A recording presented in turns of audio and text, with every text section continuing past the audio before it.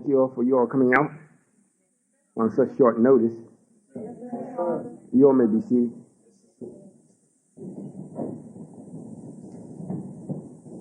Do we have any visitors? All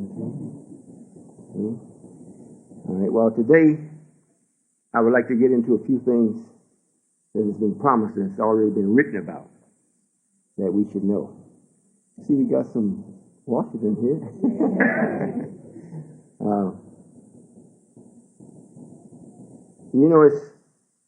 We're living in a time where there's so much confusion,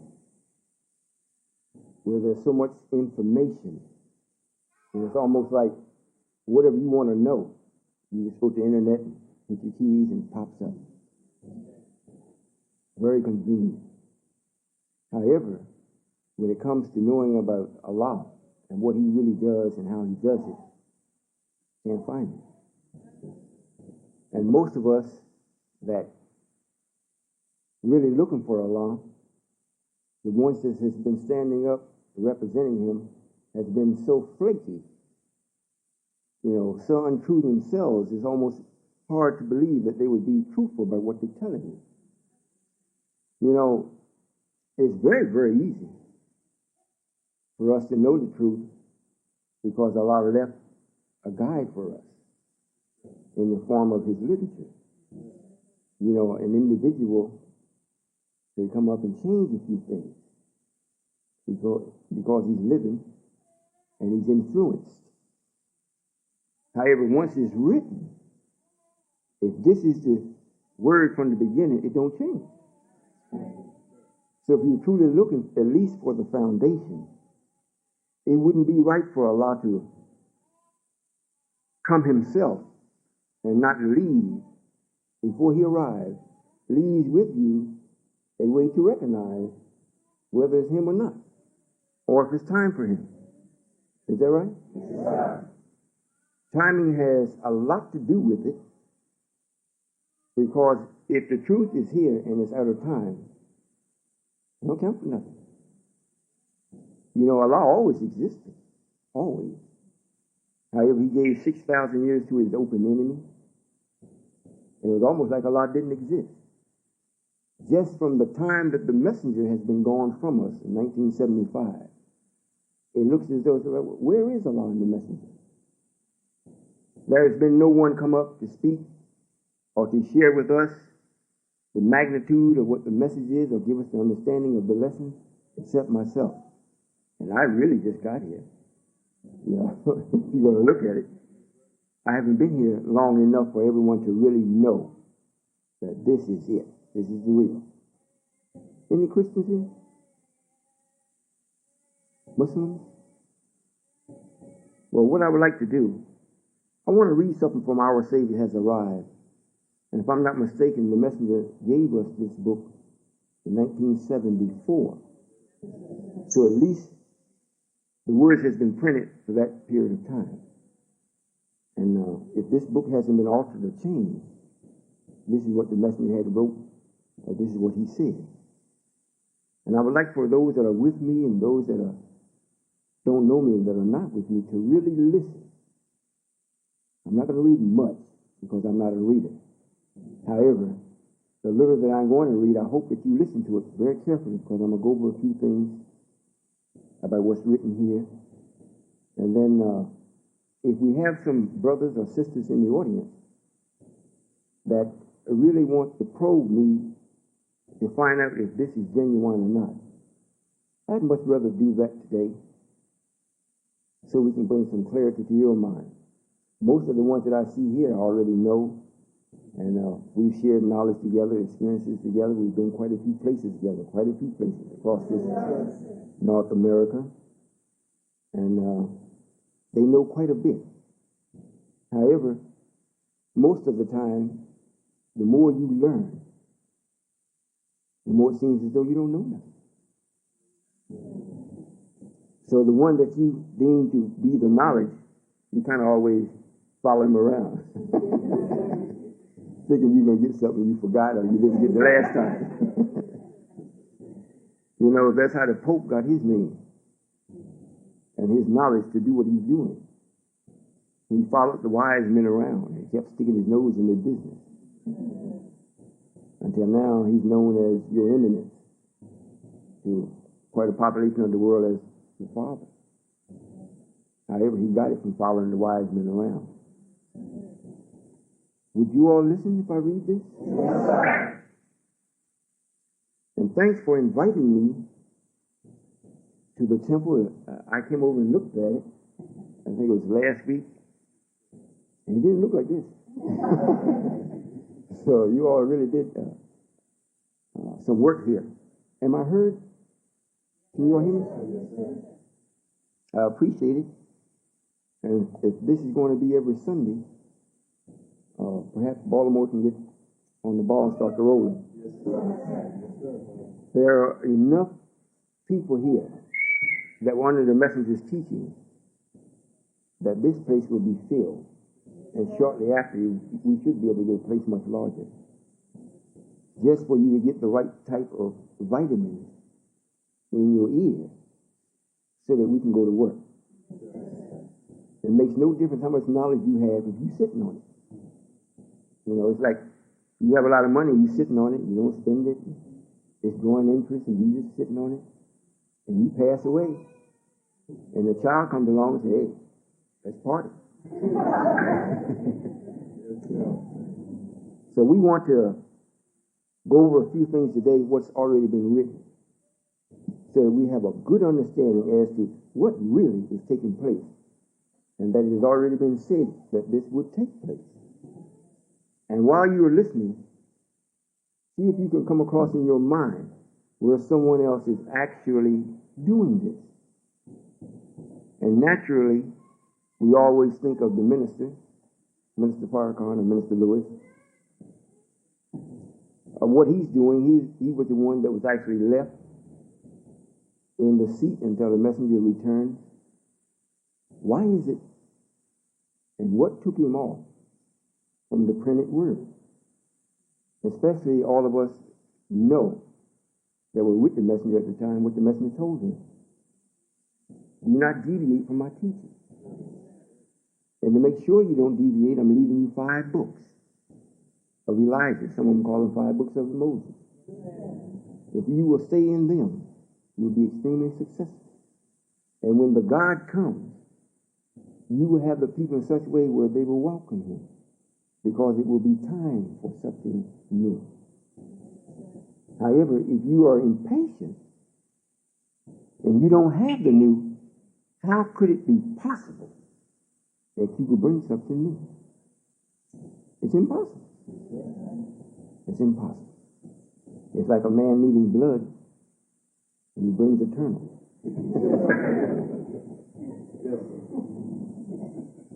This is out of a book that the messenger gave us. At least I was there when he gave this book to us. Our Savior has arrived.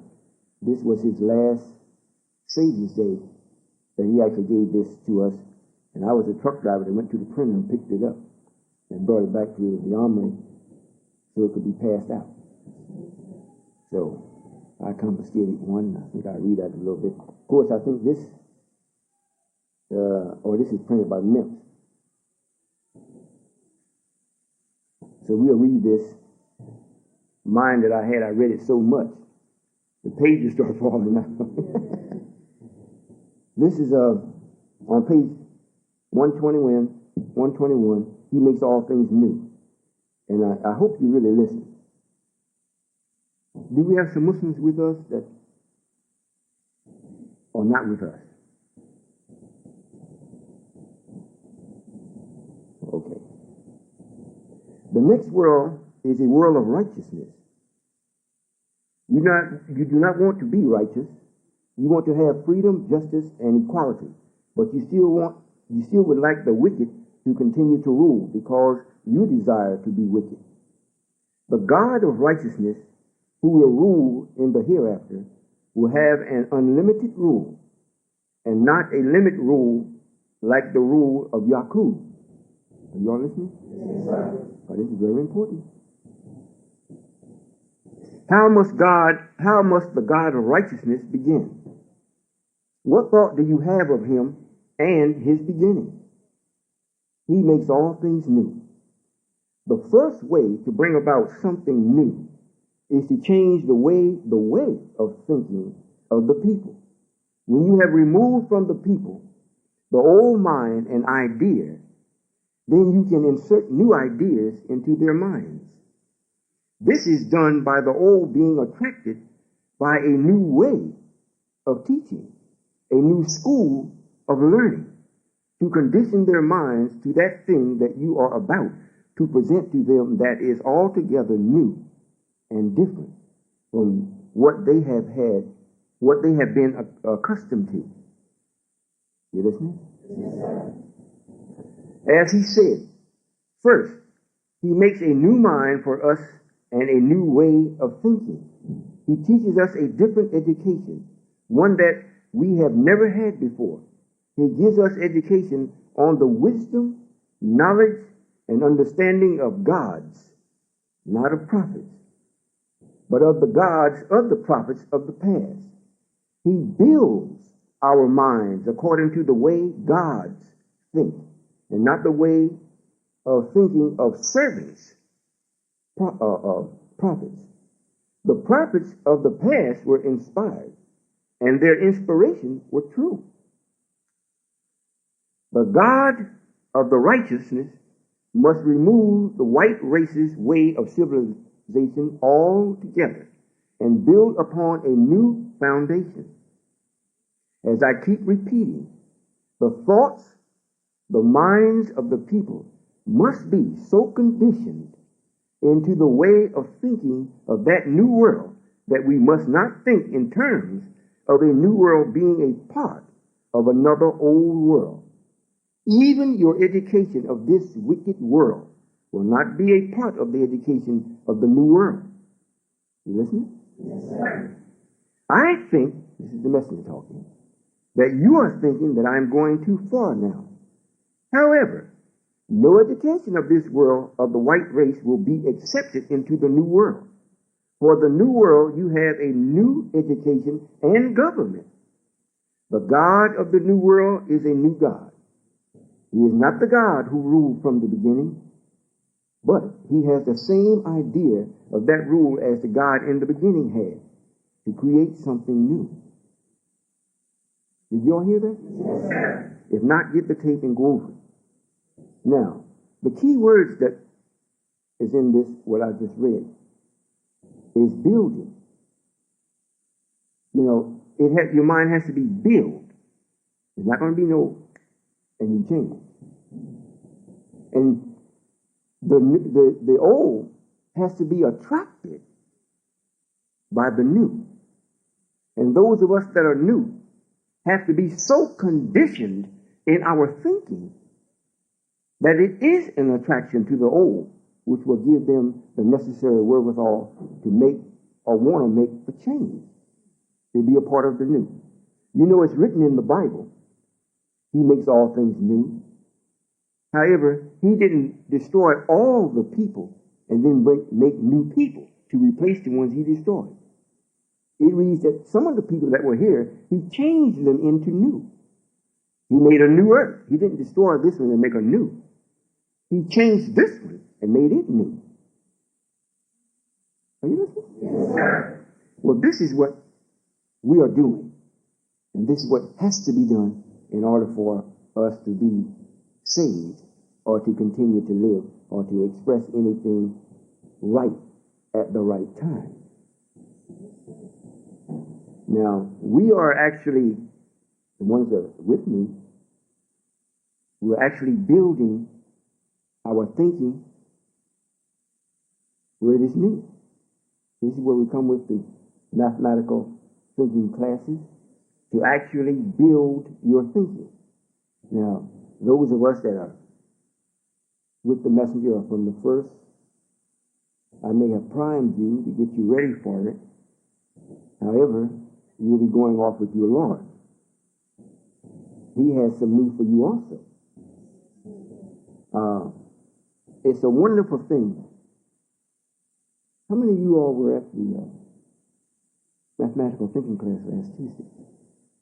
Was I there last week? Yes, sir. You know, it's getting to the point now, time is almost irrelevant to me. I just know the last class I was at. If it was last Tuesday, fine. However, the ones that are parents and the ones that are the children of the parent, this new you really have to adopt. For real. The ones that are going away with the Lord, you all are going to explore something that is new but is not new. It'll be new to you, because you never experienced it before, never practiced it. However, the ones that are the children, everything is new to them, even evil. They haven't been here long enough to see any difference between right and wrong. They may see right and wrong, but to really experience it, most young people that's in trouble with what they call the law, they are experienced with that. They can tell you what's going to happen if you go to court, what the judge is going to do, and what the police is going to do when he stop you, and they got it down just pretty well. However, if you ask them about the law and how it really works, they don't know. So they have one vision or one sight. They don't have nothing to compare it. Myself and those that are like me, we can compare. I remember working in the nation when it was really a nation. We didn't have to deal with white people or the enemy of us. We didn't have to deal with them on no regular basis as though they were the authority of what we did. And then after the messenger passed, 99% of us had to go back to dealing with the open enemy again. So you got an experience.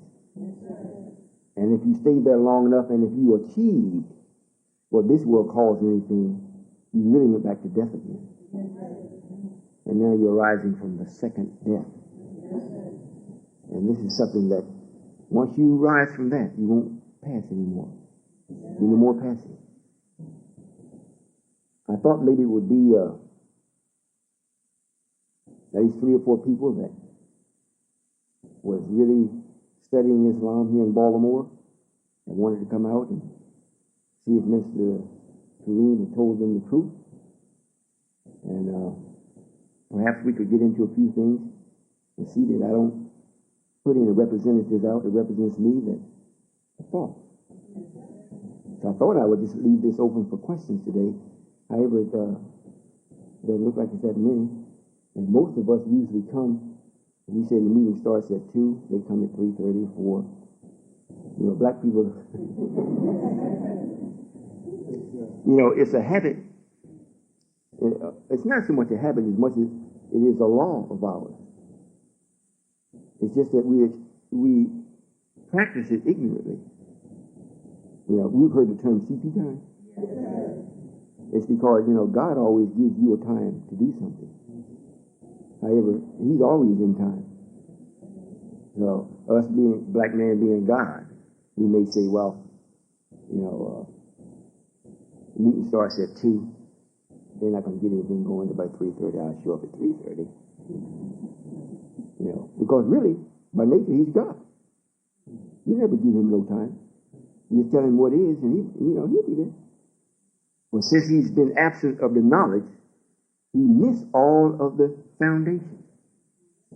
So if someone comes in now and they really got some hard questions to pose to me, they would not have heard the opening. So it makes you look like, well, I'm just up here talking. And they come in to challenge what I'm saying, and they didn't hear what was already said. So we must come back in practicing being God, not just we are God, but not practicing. Does anyone have any questions for me? The ones that are new? Or you like to get into anything? If you do, I think we have a mic. Do we? It doesn't seem like anyone is... I know, brother, we're going to wait on you for a while, all right? This brother is always eager to... It was one other that I read just in case. I would like maybe to go over this too. And then we can have a dialogue amongst us if you like. I don't know what I could tell you at this particular time that you don't know, other than what we're doing in Kansas is really mushrooming.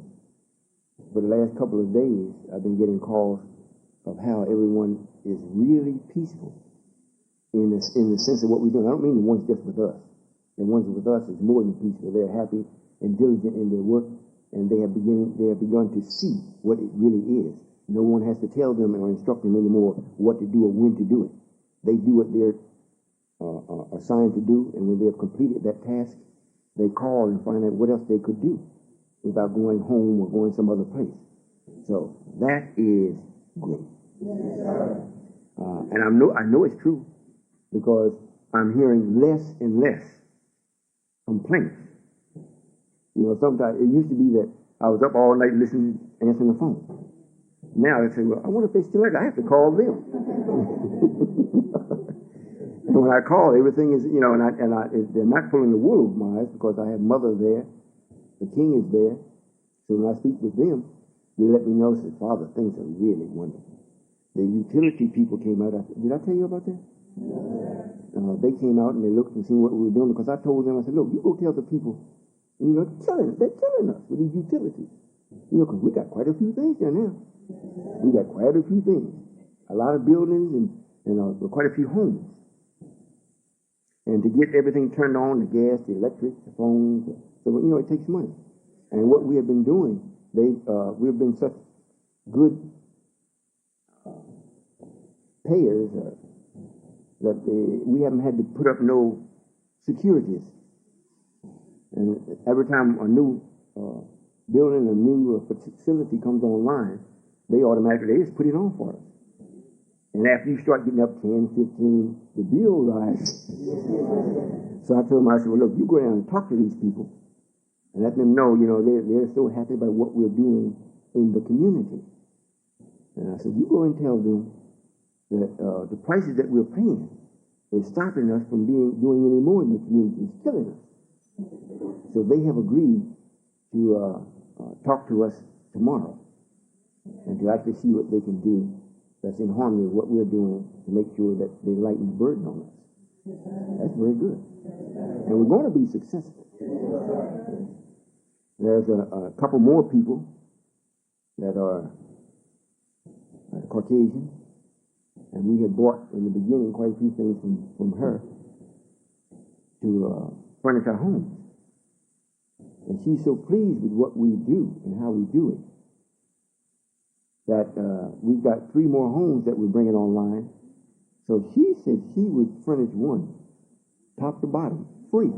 And she's called another brother of hers, and he wants to come out tomorrow or Tuesday to look and see what we're doing. And he likes it. He's going to furnish one free from top to bottom. And she has called some of her Jewish friends and see if they would help. And the Jews said no, because we are Islamic, Muslims. So she wanted to know, what could she tell them? This is the white person asking us. Because she's so in harmony with what we're doing, she wanted to know, what could she tell them for them to participate? So we told her, tell them we are not the nation of Islam. So I'm quite sure that we will be successful on that part also. It makes no difference how evil you are. Once something shiny comes into your presence, you will stop your evilness just for a second, just to check it out, to see what it is. And then when you check it out, next thing comes in your mind is, can I use this? And you can't figure that out until you go into actually investigate. So when the Jews come, we are shocked. They really find out, is this worthy of their attention or not? I'm just saying this so you all know. We're not going around the country just talking and nothing is being done. The supermarket, there was a meeting held, and from quite a few black people that's supposed to have faith. Most people that we've been meeting with around the community usually don't have nothing.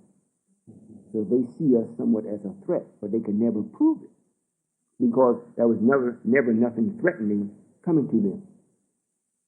So they were a little slow, actually really checking us out. However, now we've got some people there that really have some things, and they came over and checked us out. And they thought, and when the people come, everybody think they know what we're doing. They think they know. They think they know how we're doing it, what we're doing. We're working for the money, and they believe that. So this brother came in, checked it over and whatnot. And after Brother Secretary really let him know what was really taking place, it took 2 meetings. At the first meeting, what made him come at the first meeting, or even to check us out, they were having a meeting, and somebody brought up that there should be a coalition brought together where they put a supermarket in the neighborhood, which is no more than about 15 blocks from where we are. And the sister stood up and said, "Oh, no, sir. Oh, no, sir. The Muslims have already got one started, and we're supporting them. We're not coming up with no other supermarket. We got one already."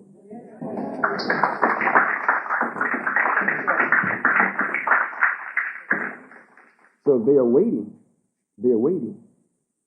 They could participate more, however, they're waiting. And it impressed the man so much because he made the statement, usually, when you don't support something, and you are not at the root base of it, helping making the policies, you're not really too interested in it. And from no one from us being at the meeting, and from one of them to stand up and say, it impressed him. So it made him come over and check us out.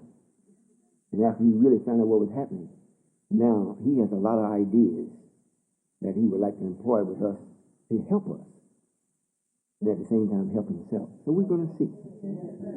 He made the statement that at one time he never believed that he could actually be a millionaire. However, he said it as though that was only a belief. Now he is.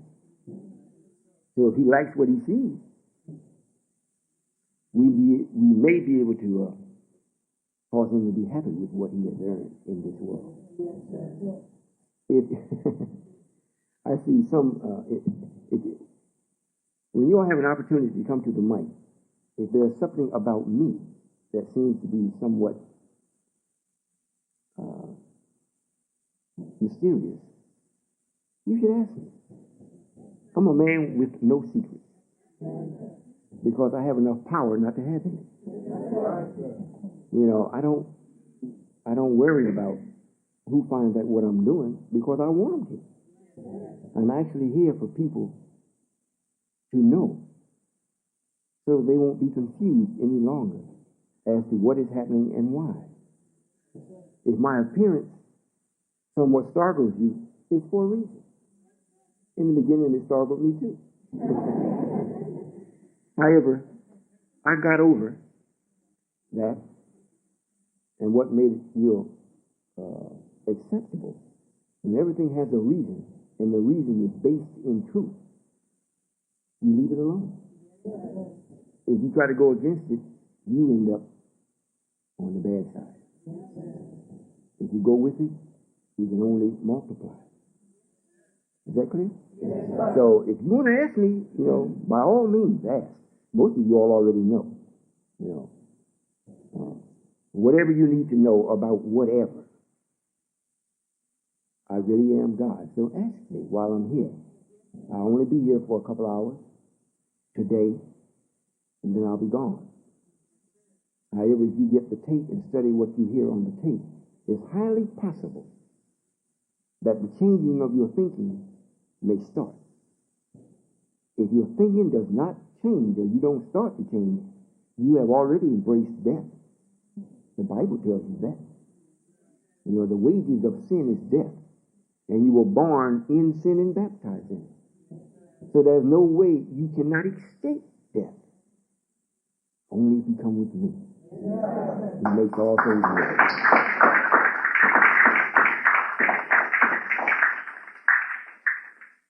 I want to read this, and then if you have any questions or whatnot, I'll be more than happy to entertain them. This is another chapter, and our Savior has arrived, chapter 44, the great day. We are living in a great day of God and man. When I first started studying these writings of the messenger, when you first start reading it, at least with me, it was a little difficult for me to read. Not that the words were hard. However, the way that they are arranged and the way that you've been accustomed to speaking, the messenger didn't write that way. So you'd be saying is when it's at. You'd be saying they when it's we. And then when I started studying, why did he say it this? Why is it said this way? And it started to take on meaning. I said, I got it. Then it's like a whole revelation opened up. So I would like for the same thing to happen with you, just for your sake, that will give you understanding. I'm going to read this again. You know, we have in our lessons, who is the original man? And I say Asiatic black man. But listen to what it reads here. We are living in a great day of God and man. Allah God now desires to take for himself to reign over the nations of the earth. Not nation, but nations. There are two gods. One God is the God of the evil, and the other is God of the righteousness and justice. The nature of the two gods is as much different from the other that it makes it impossible for one God to yield to the other God because of their nature. Let me read that again. There are two gods. You know, there ain't no in between. Either you are or either you're not. That's what it's saying. There are two gods. One God is the God of the evil, and the other is the God of righteousness and justice. The nature of the two gods is so much different from the other that it makes it impossible for one God to yield to the other God because of their nature. So it don't make no difference how much we want to be friends with the man that is already ruling, and he is God. He's the God of evil. The God of righteousness, we're here, but we're not ruling yet. We're building our minds to get ready for the rule because the God of evil's time is up. Even if we don't rule, he can't go. His time is up. You know, the earth will swallow him up. His own behavior will kill him. Really? Unrighteousness and injustice have triumphed over the people for the past 6,000 years. The unjust God was not one to give up his place for the God of justice. Well, we cannot blame him since by nature he was made a God, a ruler. But his time is out and his rule is up. He is now in the time of the other God, the God of righteousness, freedom, justice, and equality. So this is a great day, the passing away of one world and the coming in of another world. We have suffered under the evil that the devil was made for. Not that the devil made himself, that he was made for. Up until this very moment, he wants to do all the evil that he can do, regardless to the Bible and the Holy Quran teaching that Allah God will reward him and me for every good act or good work. Everything is being changed from the old to a new thing. We must qualify for the new. I saw the minister yesterday evening and this morning. It appears as though that because I appeared the way that I have appeared and the way that I am appearing, there has not been the proper importance put on what I'm doing and what he's hearing. So it appears as though in his mind that there really isn't no Allah, at least not the way that the messenger taught us of. Because the Allah that the messenger taught us about is powerful.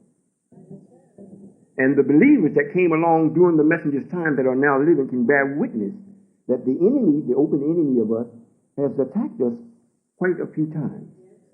And they never were successful in attacking us. They've had Guns drawn on them, shot at. Bullets didn't penetrate. Billy sticks hit over their head. Didn't hurt them. Even if they had to go to the hospital and be sewn up, the brothers didn't feel no pain. And the ones that was inflicting the pain, they got the punishment. Some of them got killed. I don't know of any other Allah or form of religion or expression of Islam that superseded that. During the same time that this was taking place, Islam was still in the East. He was still there. We had no accounts of that. We do have an account where the brother in the East attacked another brother and killed quite a few. Is that right? We haven't had that yet in this country amongst ourselves as Muslims. And I don't see that happening unless they turn against their own self. Because a house divided against himself can't stand. Is that right? And especially when it comes to something of this importance. It's not like reading a will. And what is left to the family, then the family starts to squabble and dicker about what's one got more than the other. And then the enemy tie you up in court for years. Especially if you got over $2. So nobody gets it, and he uses it the whole time. It's got it tied up from you. However, this is much more important than that. Allah left his messenger and the message here in his absence. Then he came back and took the messenger, but he left the message. That belongs to us. Now, it was some rose up in the family and thought that their portion should be more than others. And you got quite a few people and little sects and little groups trying to carve out their part as though this belongs to them and they have the authority to be authoritative in their part. When the messenger didn't teach that. He taught we will be one or nothing. And that's exactly true. The God or the Allah that raised him up, he taught us about, no one has the power, no one or nation has the power to stop this Allah from bringing in his will. And my will is to free this planet through the black man's thinking.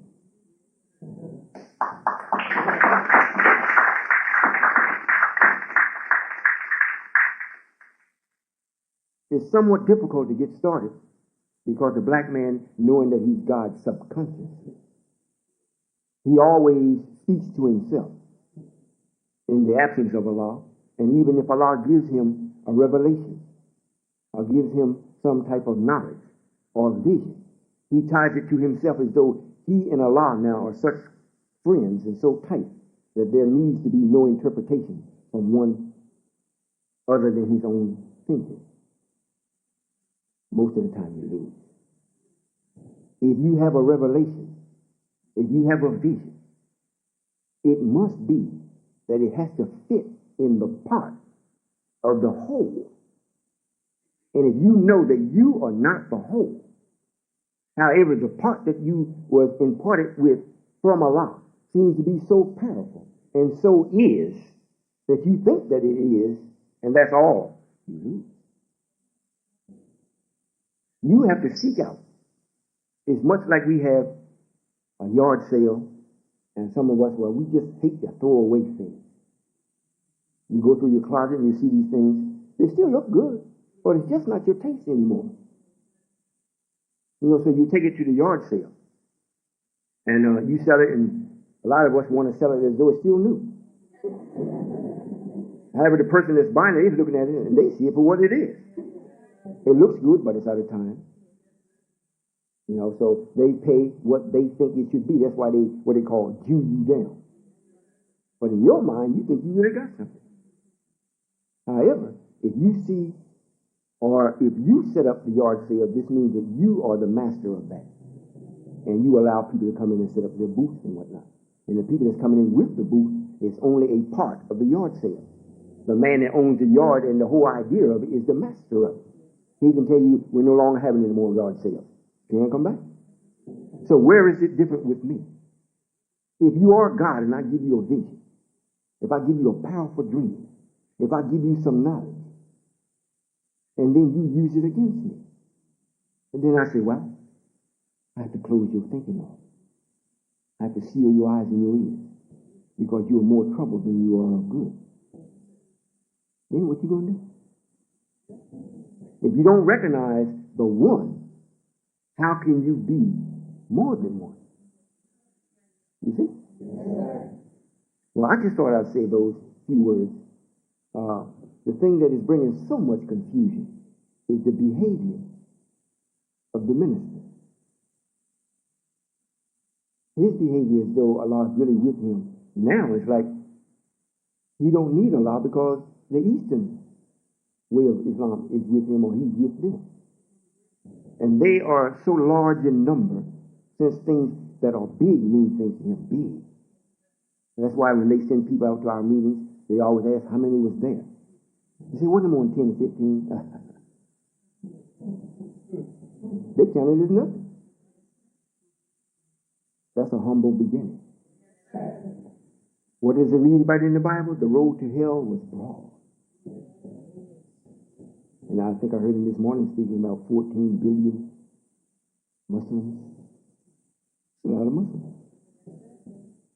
And because if that many is backing him or he's with them, what need is to have Allah? He's got more than he can use.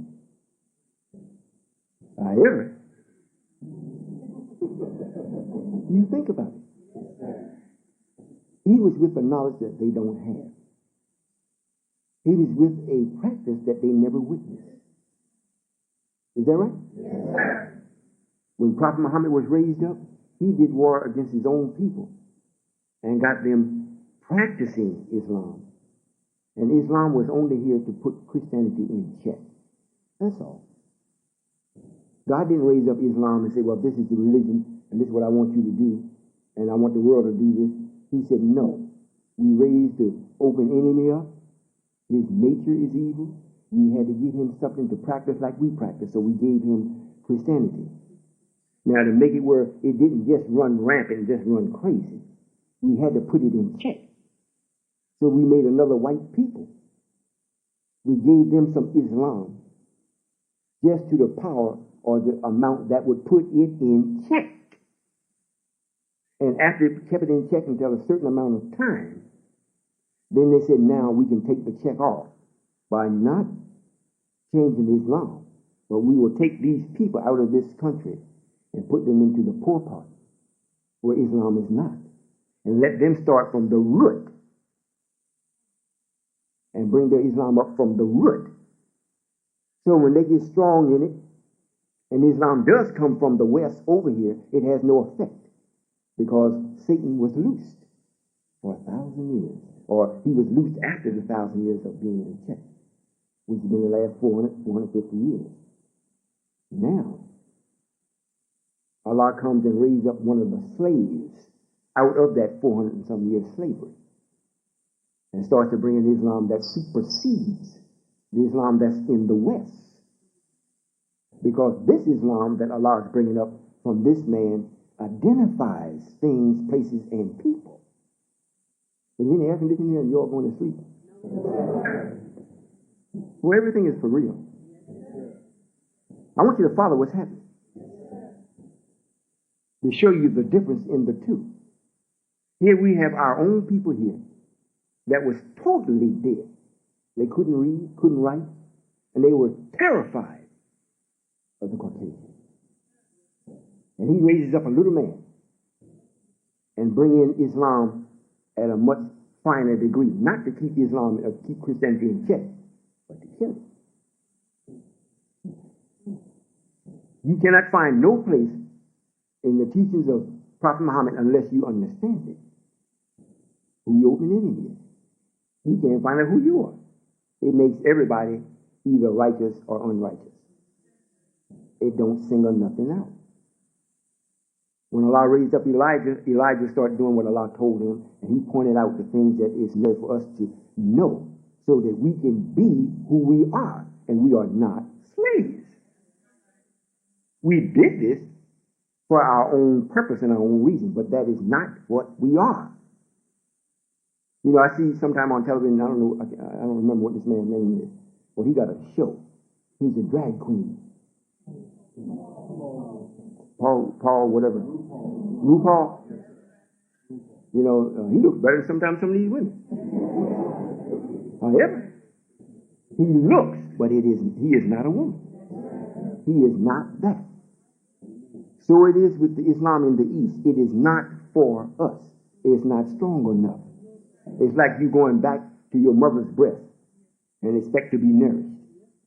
You may get some milk, but if you're out there pulling the plow, you know, you're going to be home more than you was out there because you're going to be hungry all the time. Is that right? Yeah. So that's the same thing here. And just the mere fact that Allah would allow someone to stand up and then back it up with knowledge and point at people out and say, this person here is the devil because we made him that. And the person don't never come up and say, well, I'm not. They just say, I am offended. However, in the Eastern Islam, much of them are white. Much of them are white. And all the ones that I have spoken with have no knowledge. If it gets into actual God knowledge, they have none. They may be able to tell you how to build a rocket ship. You know, science, the devil does that. He ain't God of righteousness. You know, he got the highest technology on the planet. And he hates righteousness. So when it comes to actually really knowing about God, they speak more of the prophet.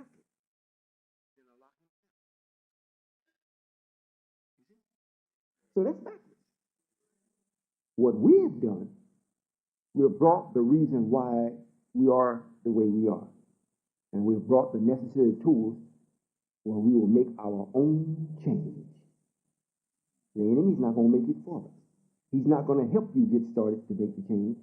After he sees that you are absolutely serious in changing, then he'll see it's to his best interest that he give what he can give to make sure it happens. This is like insurance for him. Is that understood? Yes.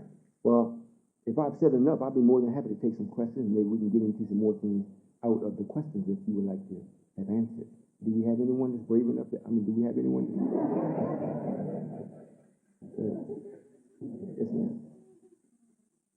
Yes, ma'am. We'll save yours for last, all right?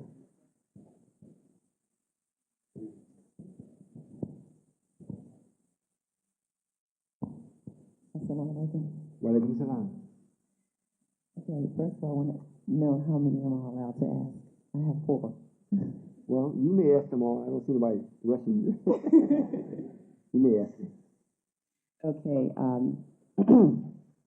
because of the, let me see how I can word this here. Okay, because when Yaqub passed, or rather, because he had grafted a white race of devils, and when he passed, where did his entity go? Would it go to the son of the earth, considering the fact that he did graft the race to start off this process? He went back to the son. Even though... Well, Yaqub wasn't bad. Yaqub was not evil. Yaqub was a man that had an idea. He's our brother. And if you remember, we put the idea in him. So it wasn't something that he went bad and then he's going to make something out of some type of rebelliousness against God, get back at him, so I'm going to make a people and mess him up. That's not what happened. We knew about him before he was born, so we already knew what idea we were going to put into this particular entity for him to do this. So, and when he did, we allowed him to go back to the son. Yes, ma'am. And also, you know, the next question is in regards to Ezekiel's will. I have read the book, the little booklet in regards to Ezekiel's will, and I don't quite understand about that. If you could just shed a little light on that.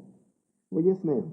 We always give a revelation or some type of a knowledge of the future before it actually happens.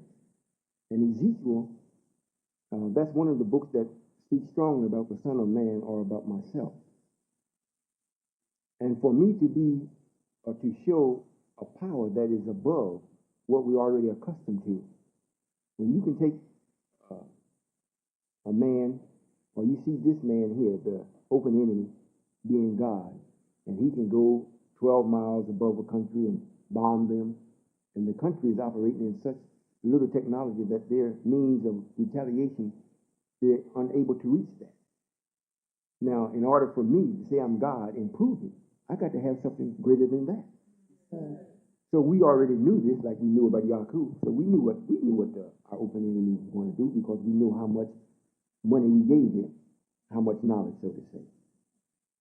So what we did, we made a spacecraft, and we made it in the shape or sphere of a wheel, or much like a wheel.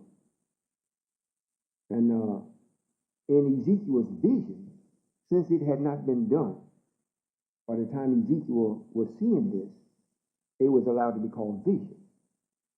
And he described it from the language that they used at that time. Instead of saying a spacecraft, he described it as what he saw, a wheel, and then wheels within a wheel. In a couple places, he described it as being a cloud. You know, when the cloud moved, they moved. When the pillar moved, the four beasts moved, or the four creatures moved. So he was describing what he saw, what we showed him. So at this particular time, when the messenger was raised up to bring you up out of death, you would see that there's been great preparation that's already made for you. It isn't something that you have to go and make yourself God and do things. You're already God, and you're made more than what you see. So we're not expecting you to go and make something to do war with our open enemy. That's already been made. However, what we do expect is for you to come alive, so we would be justified in using this.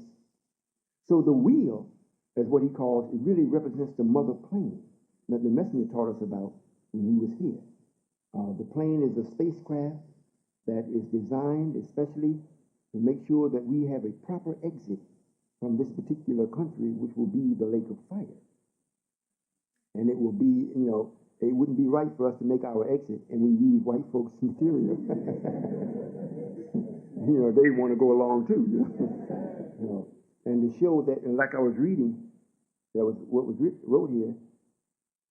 We're not to be God, especially when we're actually showing that we are God, using the former God's knowledge. Where we're going, white folks go there every day. It takes them about 12, 14 hours to get there from here, especially if they're on the Concord. However, when we go, they're not going to be able to leave this place. They're not going to be able to get up off the ground. But we are. We're going to come in, pick up, drop off, come back in, hover in the heat, drink a little lemonade, pick up some more, and take off again. And that's what that's what it's called before it was called Mother Plane. That's what it was called during that language time, the wheel.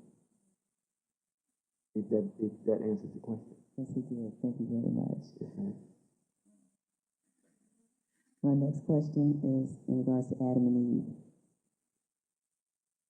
Is there a black Adam and a white Adam, or is it kind of changed it around a little bit? And what is the history behind that? Well, it determines upon how you're using the term Adam. In the beginning, yes. If we say Adam, there's a black Adam. That is God himself. He created himself from a single Adam. A single Adam in total triple darkness. So you got another question? Well, I was referring to Adam as an A-D-A-M. Or is that... Same thing. Same. Yes, ma'am. One Adam is commonly known as the man, a person. The other Adam is known as the energy that makes up the person.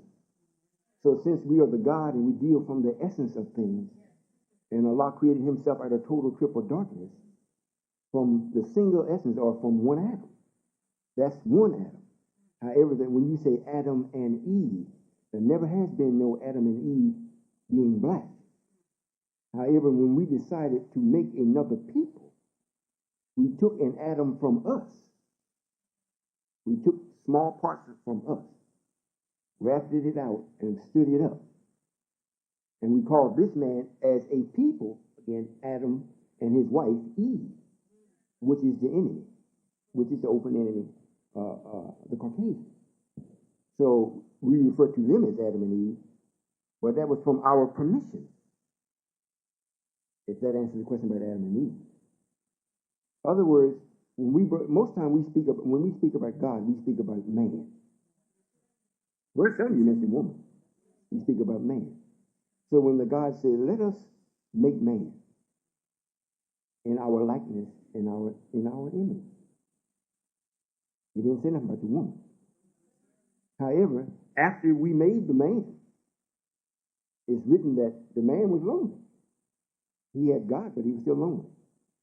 That's what's written. However, during the process of actually making this Adam, the woman was made also right along with it. Because the grafting wasn't that we just grafted the white man from us. And there wasn't no women. During the process of grafting, both were grafted at the same time.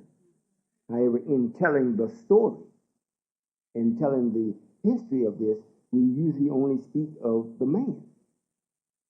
However, when it gets to this part, since the man was not to have our woman, we say Adam and Eve. So we let you know, he got his woman, leave him alone. Not just Adam. In the beginning, Adam was just Adam. He was a man, and he brought up other men like him. He didn't need no woman. Now today, we need a woman. But each man must have his own woman so that she will submit to him. And then she can magnify him and his ideas through his children. So if we had just left him alone and allowed him to have you, you would have been telling him about me. So, if that answers the question. Yes, it does. Thank you very much. My last question is in regards to Silas Muhammad. Is he under the minister's Farrakhan rule, and what may that? Just if you could share a little bit of light on that too, on Silas Muhammad, because I hear that he's considered an enemy.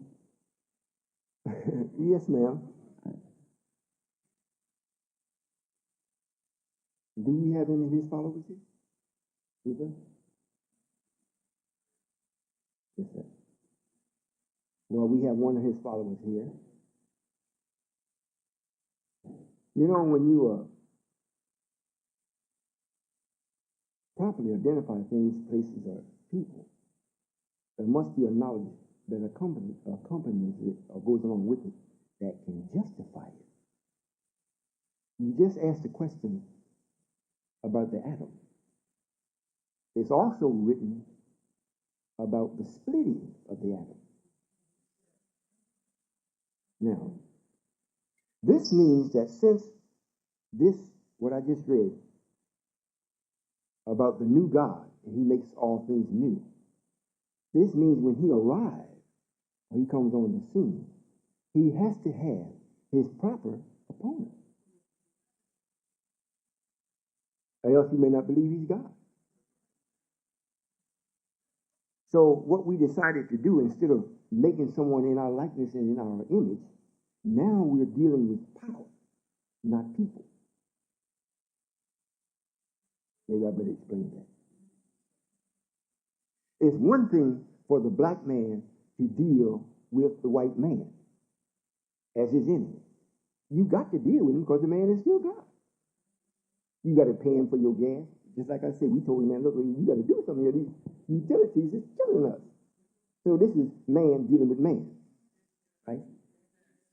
Now, when it leaves the level of man dealing with man and steps into power dealing with power, then you step to Allah and Satan. There is no one with either one and no one in between.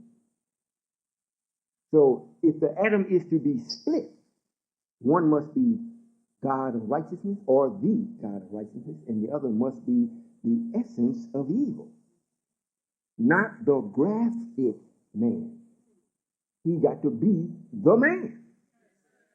You see? Now, the white man, it's impossible for him to be Satan because we made him the devil. We didn't make him Satan. So if Satan is to be or comes from this splitting of this atom, which produces one all positive and the other all negative, it means we got to be brothers. So this means not brothers physically, but we got to be brothers in this power. Because there's always been negative and positive as a power. Negative always follows positive. Now, whenever there is no positive, negative can't bear witness to its own self that it even exists. Right? Now, the God's purpose, this new Allah, his purpose for being here is to destroy the reason for death. Not just to destroy death, and then it can rise back up and continue its practice. He's got to destroy the very reason for it. The person that is generating the power that causes it. So, in this splitting, you have me, styled as Solomon, Allah, all positive. On the other side that was split, you don't have Solomon, you have Silas, the god of evil. So this is what he is, not what he tries to be. And when you are something to you, it's natural. Everybody else may hate your guts.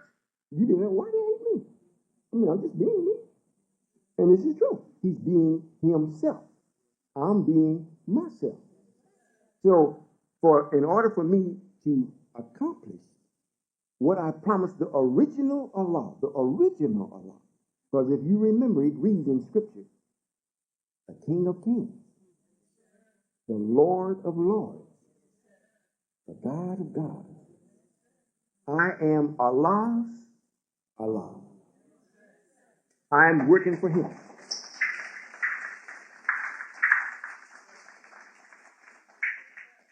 So in my work, there's nothing that the original Allah can't do other than destroy Satan. He could never do that. And that's why it's always been up and down. I mean, 25,000 years, we got to go back and do it again. 25,000 years, we got to go back and do it again. Because Satan always catch up with it. And when he catches up with the God to keep from killing everybody, he got to change the rules. And since God makes the first step, so he can step always ahead of Satan 25,000 years before Satan catch up with him. I'm to put an end to that. So if that's to answer your question. And it isn't something for a person to be angry about.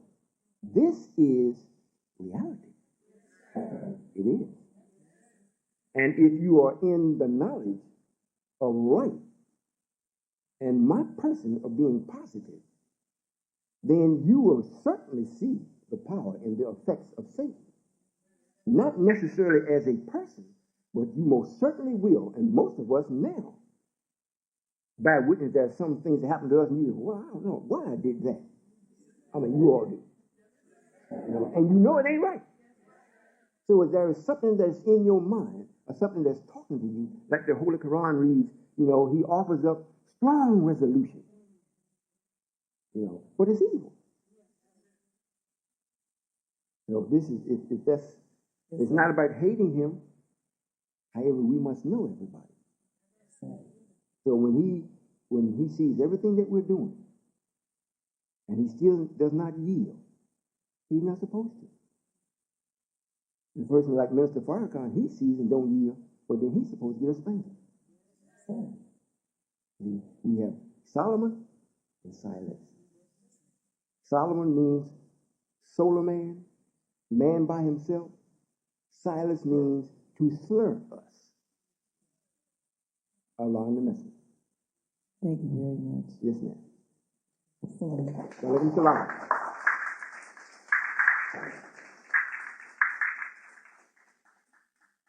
First, I want to say, all praise be to Allah, style of Solomon, name Royall. Assalamu alaikum, Father. Walaikum salam. Yes, it's something I wanted to ask you about my brother, right? Well, I had a brother back in 90, he had deceased. He had drowned. His name was Willie Schultz. And so now I got another brother. His name is Sean Washington. And when my brother Willie Schultz passed, Sean Washington, he was like between 7 and 8 years old. So I kind of watched him grow, because I'm always, watching all my brothers, the one that's younger than me, I kind of watched him grow. And the older that he would get, he seemed to me, I could be wrong, but I just want to check.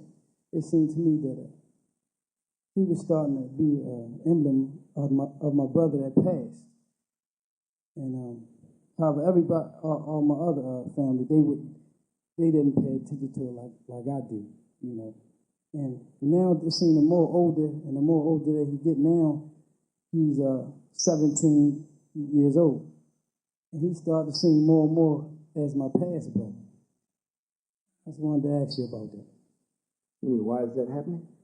Yes, sir. Well, he may, he's your full blood brother? Yes, sir. Well, we don't have the same father, but the same mother. Yes, sir. Well, usually, when you have people that's, even if they're not your brother and sister, and they stay with you long enough, you get to look at them. And they pick up, you pick up each other's habits.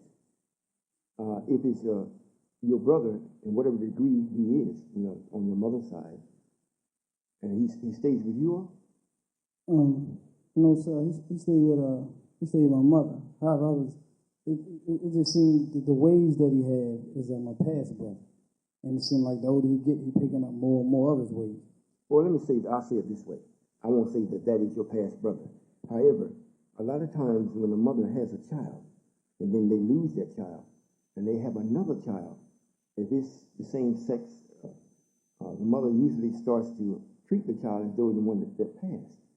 And she shapes and molds the child's character or behavior in such a way that the child don't know she's doing it because of, he don't know why it's being done, it's just being done. And then when they start to exercise or practice it on their own thinking, it's sometimes very easy for them to reflect or look like it's someone that has passed in the family to the ones that you already knew, the person that was deceased. It appears to be that way. And that's a reflection usually of the mother. Most of the time, unless it's for a specific reason for this particular time, we don't bring them back in the same family like that. In other words, when they pass, we don't bring them back in that family that soon. Most of the time, because if they lost their life or if they had to give it up for whatever reason, we don't bring them back with those same parents to bring about that same reoccurrence with the family. Yes, sir. Thank you, Father. Yes, sir. Well, if we have any more, I'd be more than happy to.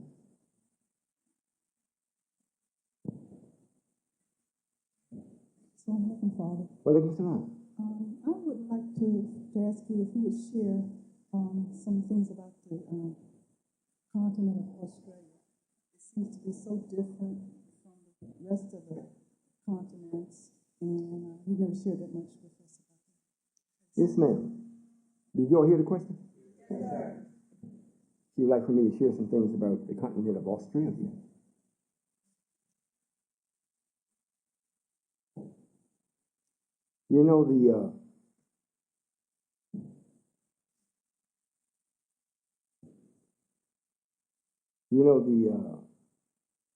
We always prepare and make ready for everything that we do. We never just jump up and do it. That's the actions of someone that's not wise. And the reason why is because you may be using a material that's opposed to what you're doing. So to make sure we don't get any opposition, whenever we're going to do anything, but God always prepares well in advance. Now, I don't know if you all have heard this before. If you have, I'll say it again. When we had made up in our mind to make sure that nothing went wrong in my being here and bring this man back to being himself, and also for Silas to be here, because this war is between me and Satan. It's not between me and white folks. That's no war at all. This country here, since it was poor part, in our lessons, we didn't care about the poor part. So it was left virtually almost unattended until after the 1,000 years of restraint was over the devil. And then we allowed him to migrate here. However, since this is the place where we would find ourselves to come up to be the new people, we also had to make it where Silas also would be here. Because Satan has never been a person before. Never. And this place being poor, meaning that it could not contribute nothing.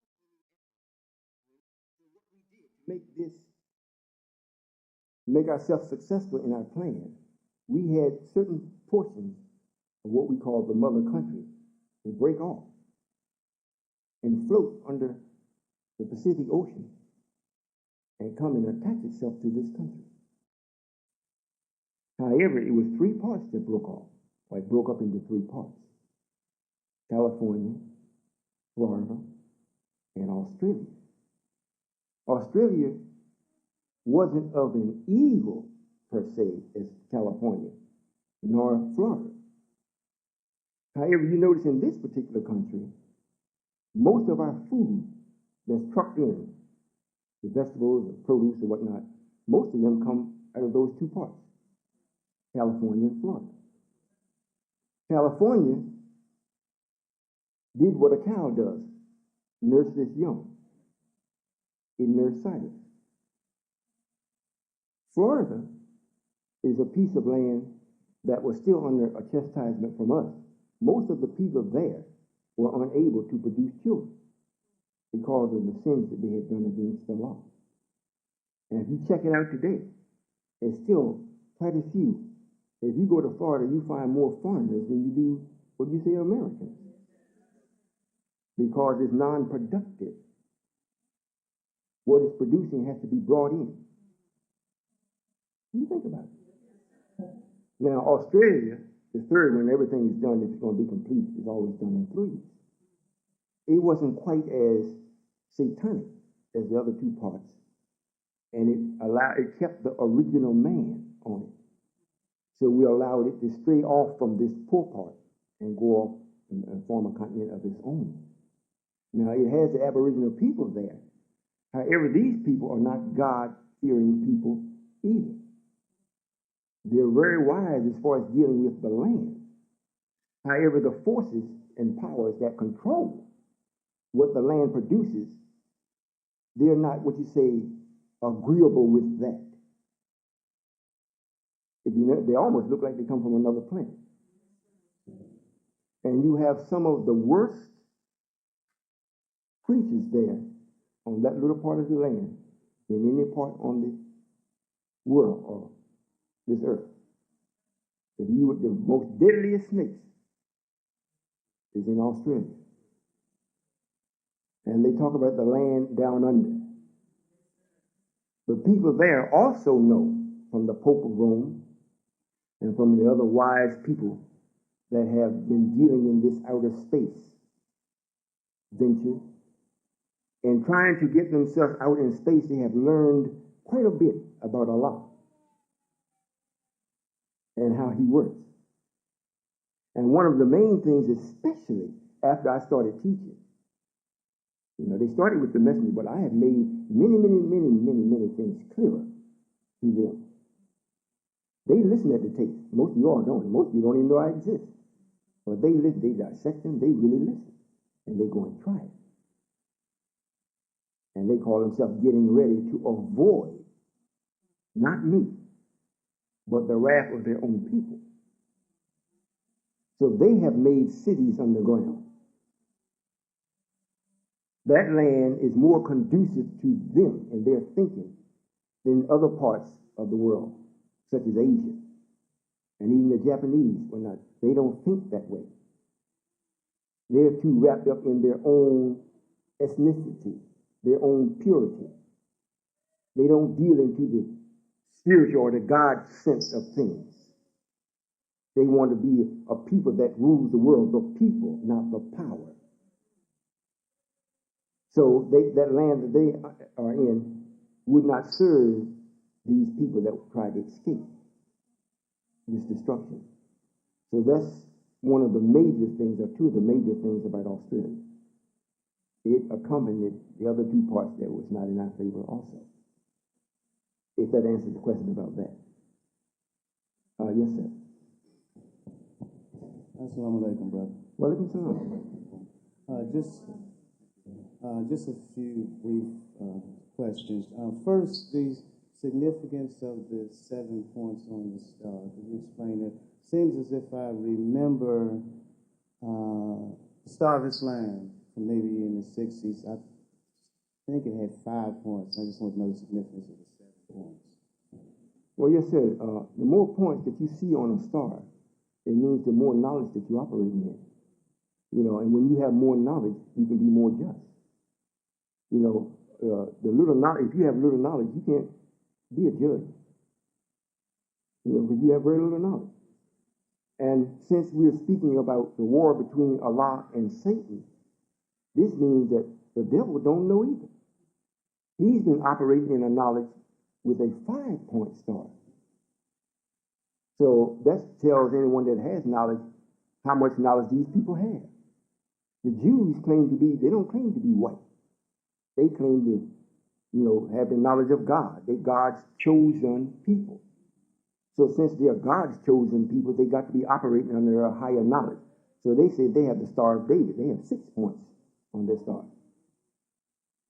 God's number at this particular time is 7. I am him. So if you're with me, you operate in a knowledge that supersedes all of their knowledge. However, there is no end to this fountain. So we're starting off above them where there will be no limits. After a while, we won't even refer to knowledge as being having anything that represents knowledge, such as a star and whatnot. It won't be. However, in our growth and in our development, these type things that everyone can take in their homes and remember, it helps and aids us to know that we are something more than what we've been told.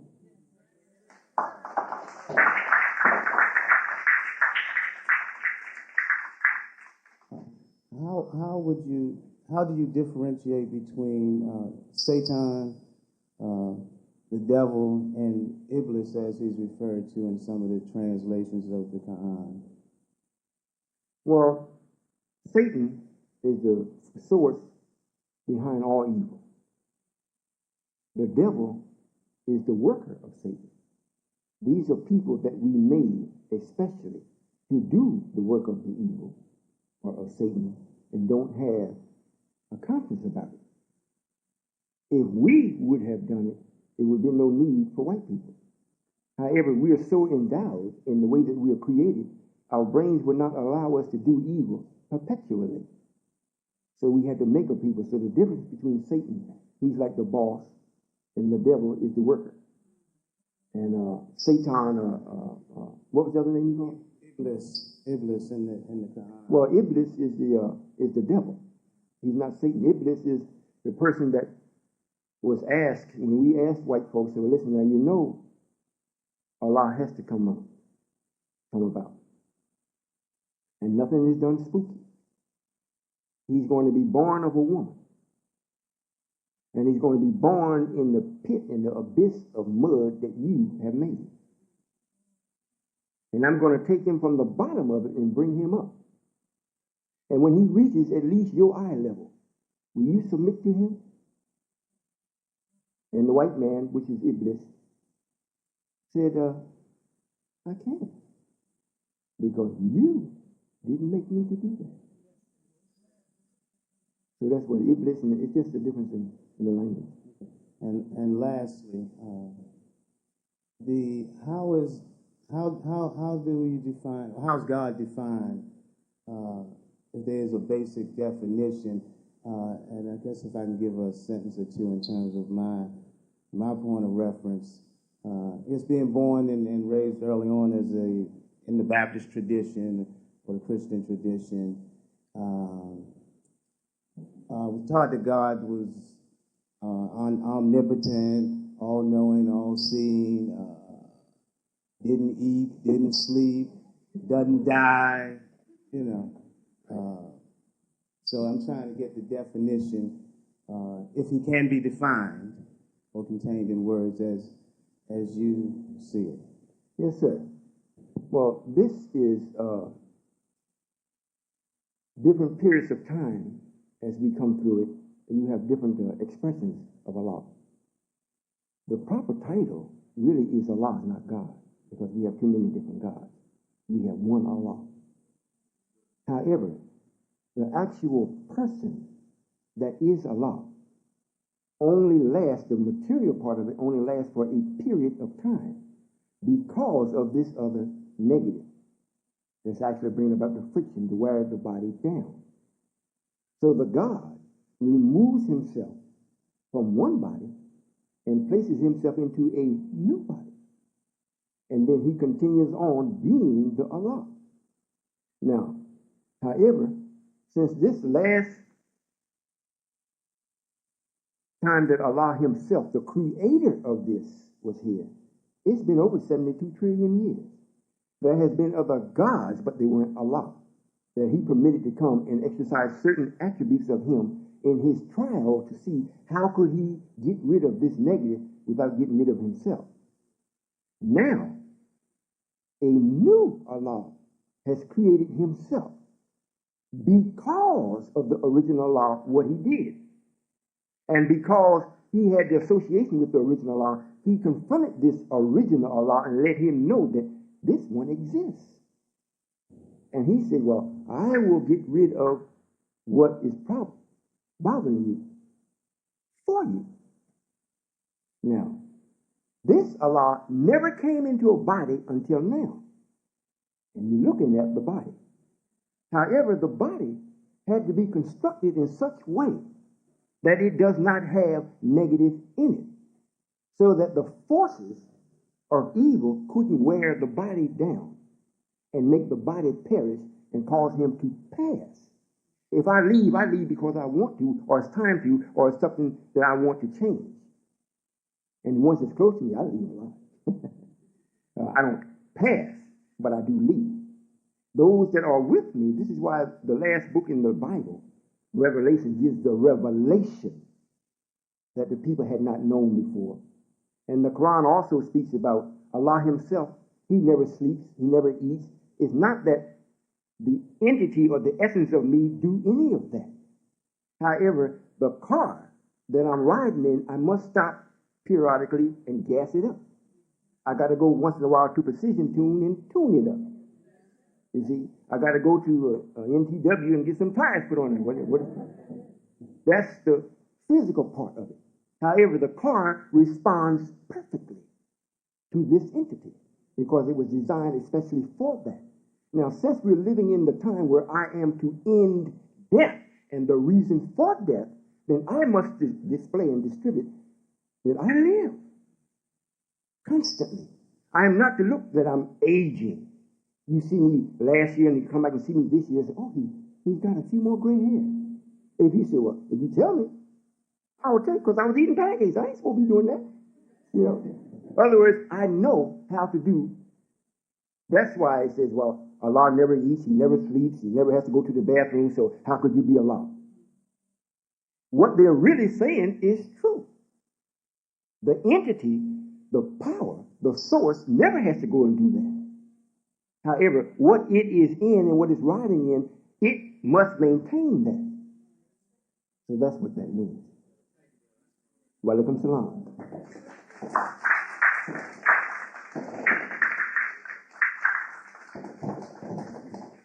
Assalamu alaikum, Father. Walaikum salam. I have two questions. One is, I'm a Libra, like mother. I come under that sign. I wanted to know, would you share some keys with me that can help me with the negatives, like moodiness? Because we get real moody. Yes, ma'am. Yes, ma'am, I know. Well, the nature of a Libra, even the Caucasian has it where it represents balance. However, at the point of balance, it pivots. if you don't have the right knowledge and if you haven't been reared with the right discipline, when you pivot, you go too far.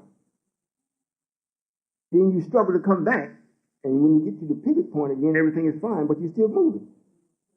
And you're going too far again. You have to have a man that has grown or that is growing, that knows how to put up the blocks. When you go so far, you hit this and you stop. You can't go so far.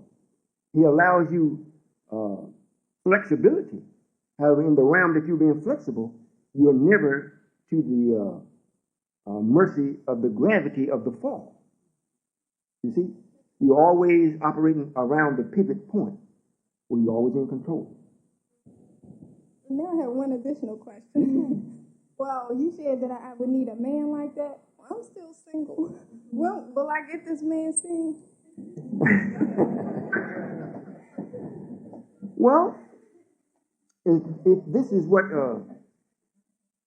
is resting on your heart, yes, ma'am.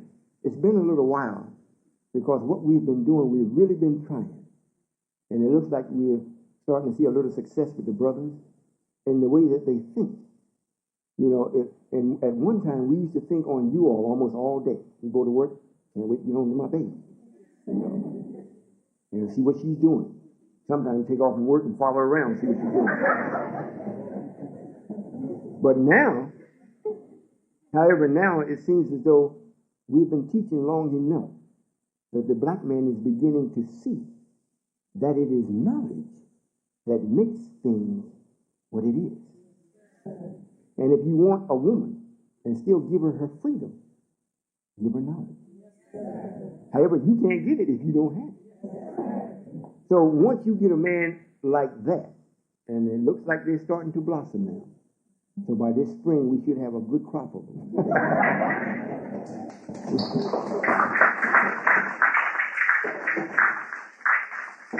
You know, one thing about the black man, once he really makes his mind up and he sees that this is for real, and he has a thirst for it, just by him being God, he'll change like that, especially in being himself. This is what we've been speaking, you know, like, I'm grinding it in, I'm trying to get it in, trying to make sure you see it. It's like a grind. You know, because it's like, hey, I want what this world got. If I come with him, you know, I got to give him my home, give him my car, I'm going to give up too much out of this. You know, it's like I just read. You know, you want freedom and justice, but you want the same wicked people to rule you. Because of your desire, maybe to be a little wicked. However, once we see that the elements, like the Quran reads, everything submits to me. Everything except us. He's not supposed to. I'm not going to submit to him. He don't submit to me. But everything else submits to me. And if his followers, if they are inclined to actually look into knowledge and not the person, they'll be with me also. Because I offer and then guarantee freedom. Yes,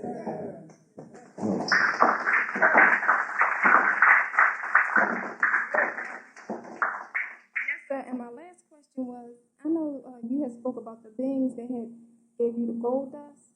Oh, yes, ma'am. Well, are there actually beings from other planets already here, maybe in bodies like ours?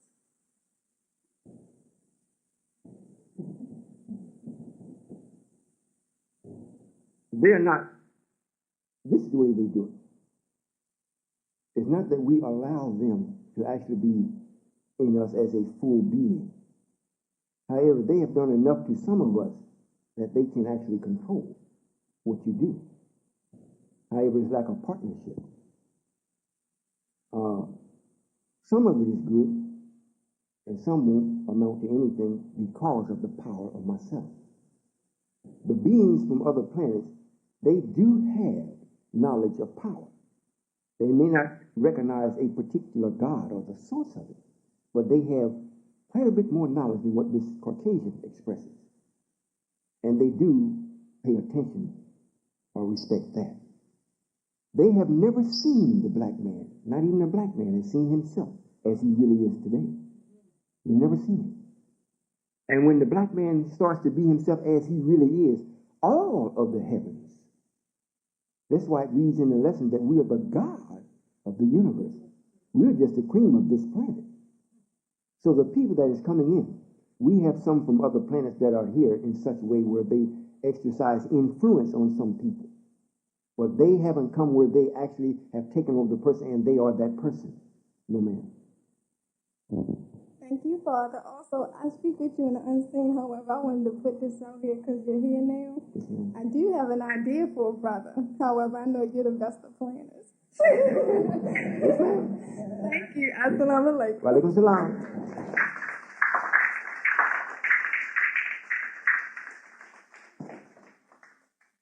Assalamu alaikum, Father. Walaikum salam. I have a question for myself. However, I would like to address Brother James first. He shared with you about his two brothers. Oh, yes, sir. And when you answered this question, I was curious for the answer also.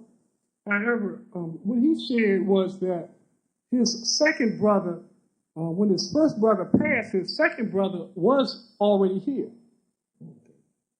So if you could address that. Would you like for me to ask my question? Yes, sir, you can. You shared a couple of times, a few times, that two other people were permitted to go and start their own universe. I would like, Father, if you could, these other two people, would we know them if you shared who they were? Also, I would like to know when that happened.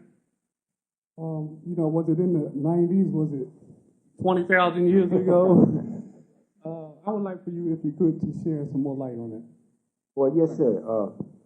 They have never been here on this planet. Matter of fact, they were gone before we finished developing Pluto. They had already left. They have never been to this planet or seen the development of the rest of them. However, they were so in harmony with what Allah does that they were granted that permission. We will soon see them. And as far as the time that they've been gone, I wouldn't know how to put it in time. It has been so long ago. It's almost like time is irrelevant because time never started for us as a importance until we made the Caucasian, or if we're going to go back to when Allah laid himself down and went back out into the atom that he left in space. Before then, there was no such thing as time. And then when he did that, time still wasn't irrelevant until we got down to the wire of it and we made this Caucasian, then time started to be important to us. In a few more years, we'll be back into that room where time does not exist.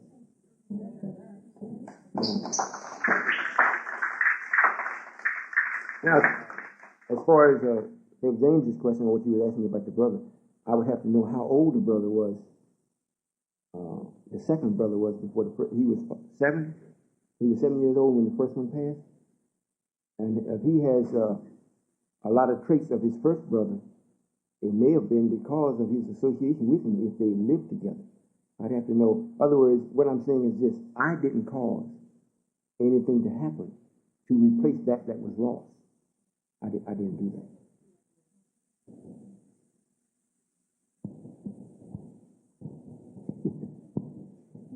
So I'm looking again for. Yes, sir. The brother that passed, he was 21. He passed the 5th of July. Yes, sir. He was living together. And what was his name? The one that passed? Willie Schultz. Willie Schultz. His will was cut short. And your little brother, what's his name? Sean Washington. Sean Washington? Yes, sir.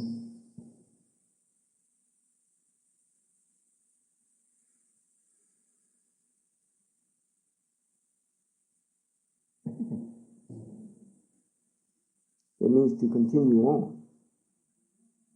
But he had to be clean. So it's very possible that he is a replica of your brother.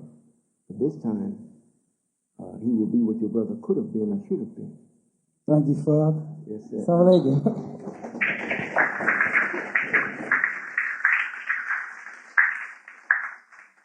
Any other questions? Are you all tired?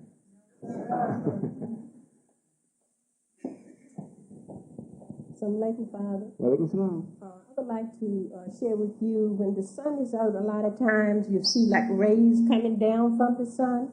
What is that? You're seeing energy from distracting the moisture in the air. And it has its own little small prisms of light. And it enables you to actually see the rays. Since it's a stream of rays, you can see it. However, if it was just a ray, it would be so quickly that I couldn't detect it. But the moisture that's in the air allows you to see it. That's what Yes, you're sir. looking at. Thank you. Yes, ma'am.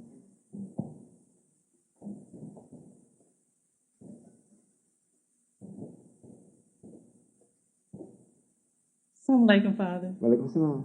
I have several questions. My first question is I'm of the new, and my husband, Brother Earl, is from the first. I've had thoughts about the two of us as far as the difference, in him being from the first resurrection and I'm from the new. Could you share with me something to kind of clear up my thoughts? Like, when they go enter into the city, am I still with you? How does it? I don't understand. Well, this would depend upon the actual submissiveness of the sister to the husband. If the man himself is actually, if he really is a part of the 144,000, and he has to go away with the Lord. If you have submitted to him, this is what a man does. He makes his mate one with him. So if you're really with him, when he goes, you are him. You will be with him. If you are not, and he still loves you and you still love him, but you haven't submitted, then you have to take visits. Yes, sir. Thank you.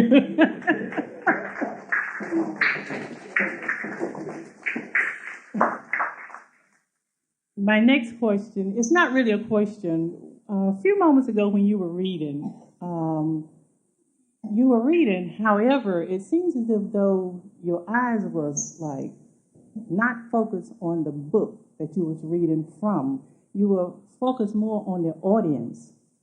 I was trying to get some clarity on that. I was watching you, and it didn't seem as if you were looking at the book. Well, usually, like I said, I'm not a reader. When I do read, most of the time what's written in the book I already know. So if I'm reading it, I'm scanning it because it's distasteful to be wasteful. Yes, sir. To me. Yes, sir. So if the audience is going to sleep while I'm reading and whatnot, hey, stop reading. Yes, sir. If they are gaining something from it, or if I allow them to sleep while I'm reading, when I finish, I got a punch for them that's going to wake them up and they're going to understand it anyhow. So I usually scan the audience a lot of times. Even when I'm looking at you now, I still see the audience. I see them looking at me and I read some of the thoughts and how could you keep seeing that? And I say, and I talk back with them while I'm talking to you. Yes, sir. Just sit and listen. Yes, sir. Just have a little patience. Yes, sir. Yeah. One other thing, would you expound on the number 8, unknown? Yes, ma'am. It's time actually for new. And we don't mean a new car or a new house. We mean actually a new existence as far as living and being masters of life. We need a new.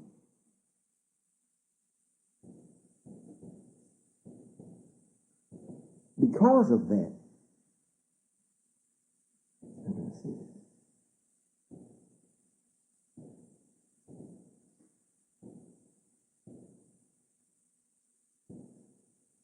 if we don't have things that are new, we are never encouraged to take advantage of what's here. As far as life, we become very satisfied. And once you become satisfied, you start letting things pass over you. They start getting by because you're satisfied. It's like you're sitting home, you're looking at TV and it's raining outside, and the program on the TV is so interesting to you that you're not paying attention that it's a hurricane or a tornado. When you really start to pay attention is when the TV go out. Click, it's gone. What's being brought in It's the absence of that. We must have everything new. In order for us to live forever, what's going to constitute that is, for us to live forever, is that we always got to be doing something. Little dog, keeper of knowledge. Could you expound on that? Well, in your marriage, God always looks at the man as being his mate, his wife. And if he's really with me, I judge what he's doing by how he treats you. And if you're treating him right, you're treating my knowledge right. You know, Brother Earl doesn't claim to be no big man. I think he's much taller than the messenger. So, you all be surprised the amount of power you have on the brothers in the way of actually being right or wrong. If you're with them, even if it's in a heavy debate concerning things that are right, you'd be surprised the weight that you put on their thinking. You know, water's very heavy. You know, the God is tries to be like the sun, be very light. You can see him, but you don't feel no weight from it. If you do what is right, that is prescribed of a woman in knowledge, then you actually are keeping this. You're keeping your man. Thank you. Yes, ma'am. You know, sisters, it's already written before I said it, before you knew me, that the woman is the heaven of the black man. You know, and he'll determine what goes on in heaven, but you already there. Yes, ma'am. Assalamu alaikum, Father. Welcome, salam. I've always had the question of, in the book of Genesis, when the making of Adam and Eve, says that they were to replenish the earth. If to replenish means to fill again, then who was there before? The black man. Okay. The black man, we made this other man or this white man. However, it didn't mean so much as, well, we were going to replenish the earth with people, because it wasn't very many of us. We was replenishing the earth with another knowledge. We were going to redo what was already here in the beginning, but couldn't prove it was here. Negative. So we made a man and brought negative back on the planet. We reintroduced wrong for the express purpose, because I showed up to the original God and told him, I'm going to get rid of it for you, even the essence of it. So to make sure that you and all people that don't know that I exist and don't know that the solution to the problem is now here, we will make this person and let them carry out the worst that has ever been carried out. And then I come and stop it before them. And then even they got to say, this is a law over a law. So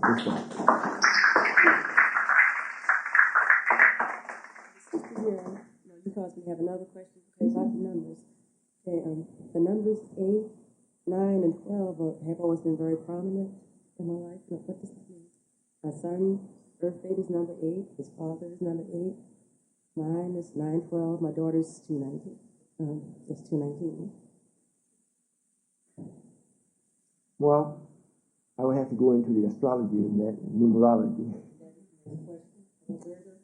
Oh, you are? You don't figure it out? No, I'm not sure, but okay, my son, my birth date is Virgo. 912. Yes, ma'am. What are the keys? Well, all these different signs, we're changing them around. It only means the period of time that each entity was dispatched from the sun will determine what house you came from and what your characteristics are. White people calls it, he put names to the different signs: Aquarius, Pisces, Virgo, and by that he can let you know he can expect certain behavior from you.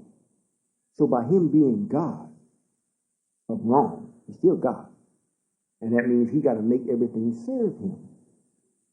So if he wants a certain person to do a certain thing, and he knows the characteristic of a particular sign, then he searches out that sign for that person. Now with us, yes, you are in different signs. However, you're still God. All we have to do is put before you new. That's what brings about life. That's what's going to take us back to the age of 16, and that's what's going to keep us there. And it don't mean that we're doing something new every day. It means if I say to either one of you all, or what the original law said to me, what we agreed on doing, that I would end his problem. I said it in 2 or 3 seconds. I will end your problem. It's about 2 seconds to say that. But it takes years to actually do it. So the things that I'm doing keeps me young, or it's taking me back to you. At least at a rate where you all don't feel like I'm leaving you. I don't know if I answered your question again. What was that? I started thinking about something else. I was asking if for you to expound on the number 8, unknown. Okay. You were answering it. Yes, ma'am. Well, because of that, the number, even the way that it is configured, you never have to take the pen off the paper. You know, the way that it is, it lets you know that this can be done over and over and over, and you never can get to the end of it. So you never know. In the spiritual sense, it means that 7, people know that God is here, that he exists. We recognize this. Well, just knowing God is here is like me coming to your home. And I've been to some of yours home when I come in, and you really revere me. In your mind, this is a supreme being coming into your home. How wonderful this is. Well, if I come in, kick my shoes off, and I go to sleep, I haven't done nothing. You know, it's like, you know, I'm the supreme being. Now what? That's 7. Now, if I start to go into doing things and sharing things with you that you don't know, that means it's unknown to you.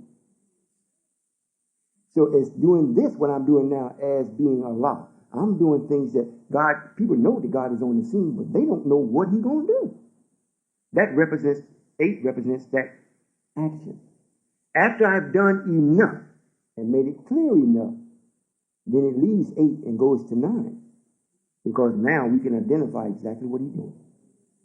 But since God came, like it reads, in the last days God would come. It couldn't mean I was here. So since I had to come, first you recognize, well, he's here.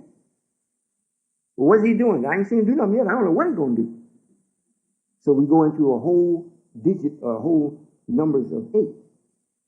During the whole 80s, after number 7, the message made it very plain and clear during the 70s about Allah.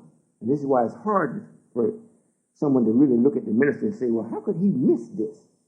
Minister Farrakhan. He was there during the whole 70s. He went up to the 5-point star, 5 years. From 70 to 75. The messenger was there. He was there. He know that this is Allah is man. And he know that the messenger is his messenger. When it got to 80, you couldn't find Allah nor the messenger. However, he, being an extension of the messenger, quoted the message. Well, we still didn't know, he didn't know what's going to happen. What's going to happen? So I show up in the 90s to tell him, went straight to the palace, sat down with him twice. I told him this is what happened, this is what's happening, and this is what's going to happen. And the next time I come to visit you, I got a few things to do when I come back. And I'll stay some time with you, and I'll make you the man of the hour. I will keep the promise that the messenger gave you. If you stuck to his teachings, he would reveal the book through you. So I will reveal myself through you. However, you all know what God is doing because I've been giving classes. I've been doing this since 1991, starting off with my family and then right on up to you all now. So now we know what I am to do. Back in 80, you didn't even know I existed. So that's why it stands for unknown. If that answers the question. One other question. Back during the first of the year, I asked you the meaning of my name, And I've thought about that for quite some time after you answered my question. You shared that Sarah Ludello meant Pure truth. And when you start to partake of it, you will cleanse your own self. And it won't be like you're up and down, moody or not moody. Everything that we made and created, we did it for our expression, our own expression. The Virgo is the only woman that the Caucasian talks about as far as being over the man in the signs. All other signs, the head of the sign is usually represented by a man. But when it gets to be a Virgo, it's the woman. And that usually is because they want to put a lot of emphasis on the birth of Jesus. You know, Mary is supposed to be a Virgo, the mother of Jesus. So she did more than what Joseph did, her husband, so to say, in his eyesight. Virgos they're very stern in what they do. They have a lot of knowledge, and they're very subtle. And you know, they're not quite as hard-headed as Taurus. They're pretty hard-headed in this way they express things. You know, you learn that you were baptized in sin. So if you're going to live your nature or your character, you got to express it in a wrong way.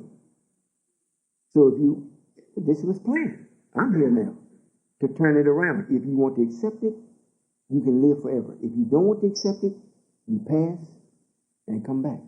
And when you come back, it's going to be to such a degree you can't do wrong. Or if you're so wrong while you're here, and you're so obstinate to me, then I will save you for the fire. And I will allow the fire to burn you until your body is burnt up. And then I won't let you go no place. I'll let you hover right there and give you new skin.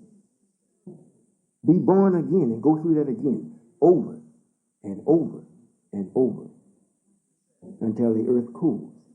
And the temperature that I am raising in this particular lake of fire, there has never been before in the knowledge of the Allah. So there is nothing that He has created that can withstand the kindling temperature of what I can bring. So when I put your entity there or your soul there, and because you're used to heat, at least the heat of the sun, because that's where you go, I got something hotter than that. So you will cry out. And if your cry is truthful, then I may take you out of the lake and cause you to be a part of the righteous again.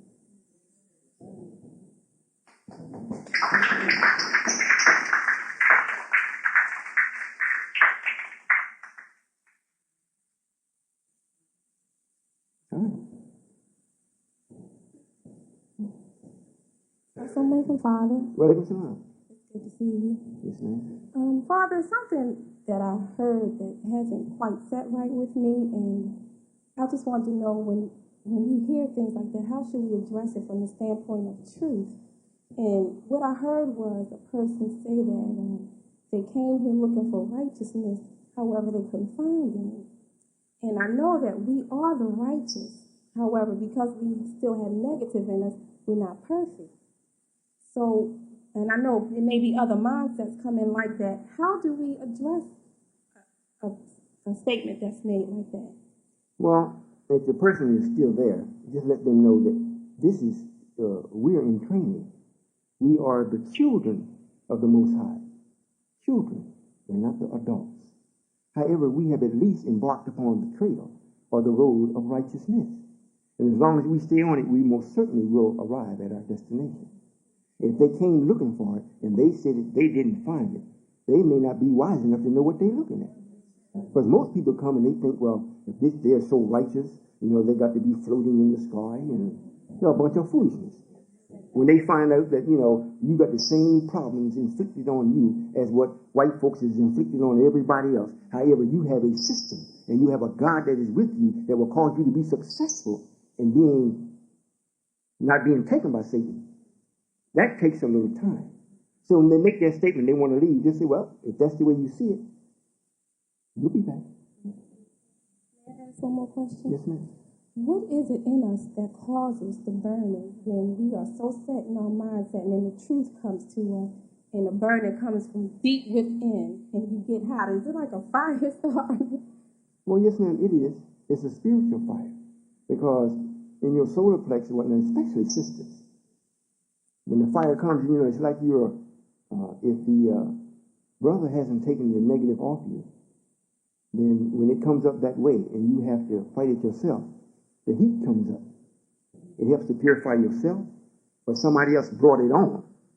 Now, if your husband constantly takes it off you, it's very hard to make a sister so angry when that happens, because she's always in a controlled atmosphere. Nothing of that magnitude ever gets to you. However, if it does, and you feel that, that is the power that's coming up, that's burning. This is a spiritual power that's burning the negative off. Negative can't do nothing with positive, but trail it. If it ever catch up with it, it's gone. If you understand what I'm saying. So when you feel that, you actually feel it. So you're generating, there's no power stronger than thought, because thought has the power to summon this power. You see? So in your body and in your solar plexus, you actually feel that, because that's what your brain is causing to take place. Especially if it's offensive against the righteous, or the formula of righteousness. Most people, what is unacceptable, most people think that they come against people. That's nothing. You make things personal, you come against a person. Wise people don't be concerned about that. When you come against the power, and if the negative comes against you and your power, it never wins. Even if you have to summon whatever you need, and your body actually feels it. If that answers the question. Father, may I ask one more question? Why is it that I feel so much energy, and my will sometimes is so strong, and it appears sometimes I feel like my body is containing me or suppressing me, and I just want to know, is that Satan that's holding me back? What is it in myself that stops me from being who I really can be? Lack of knowledge. Satan don't have no power with that power you're talking about. However, it's a lot of things that we would love to do when you feel this type of power, this type of energy. However, to make it serve you, you got to have knowledge. I haven't shared it with you yet. I share knowledge with you all to let you know what's in store for us when we develop. We're not developing in such a way now before we really get a good grasp on everything before we can hold it. Because if we do, Satan will take and use it against us. You see? Yes, sir. May I ask one more question? Was it necessary that I left heaven for my growth, or was that a grave mistake that I made?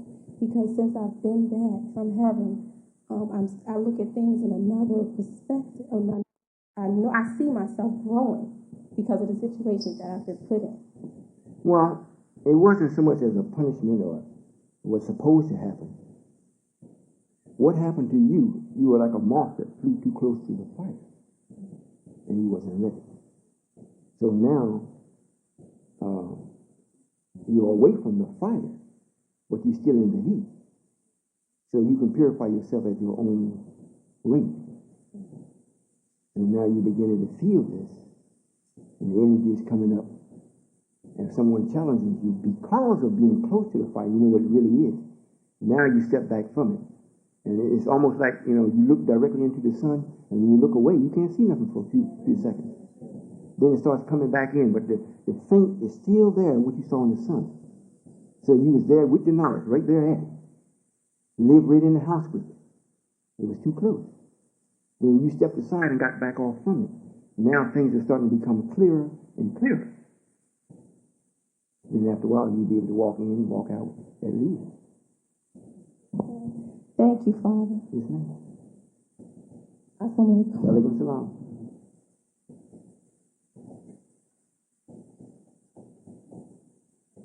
Father, Alaikum salam. I just want to thank you for giving me the relief from the pain that I was in for a long time. Yes, ma'am. And I thank you for sending the people who you sent to me, for using the energy. And you had shared with us we were going to heal ourselves with our own energy. And I can see the results of it. I'm standing straighter, my neck is straighter. Yes, ma'am. I thank you. Yes, ma'am.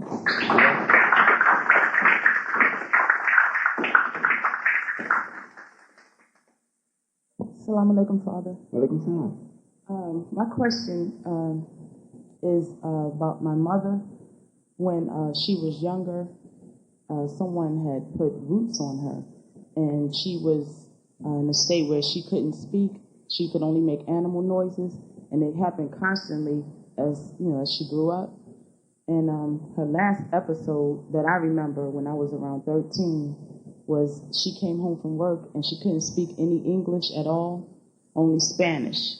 And the only way she could communicate was to write what she wanted to say down. And that was actually her. She used to have also fits where she would fall out, and she had like superhuman strength where she could just lift up chairs, and she would have to be restrained.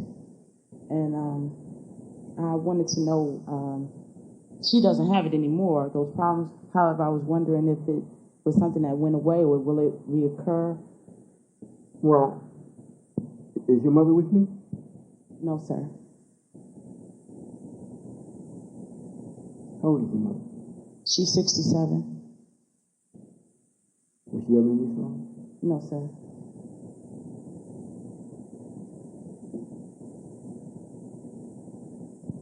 You with me? Yes, sir. How long you been with me? For about 4 months now. 4 months? Yes, sir. You know, usually when things like that takes place, it's because we know very little concerning myself. And sometimes we reach out for it. And then again, vengeance, when people use those type of things to get back at another person, the person that is being sent to has to be a receptacle of that type of power. Nobody can send something to you. They can, if they can get you to eat it or inject it into you, they can do something to you. But just them putting roots under your porch and you step across it and all that, and if it takes effect on you and whatnot, and you feel it, you can feel somebody trying to do something to you. However, if you are of a mind where you're not going to allow that to take place and you call on the God or the Jesus or the righteous power, you could have shortened that. They can't do it to you. If that was so, that they could, Satan would have everybody, because they wouldn't be able to do anything. Being that, your mother, you say 67 years old?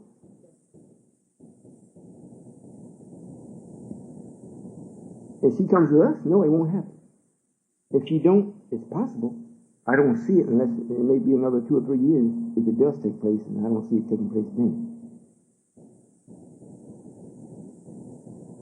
What's your mother's name? Adele Harrell.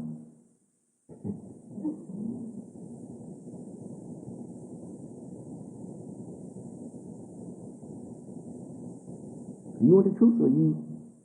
Yes, sir.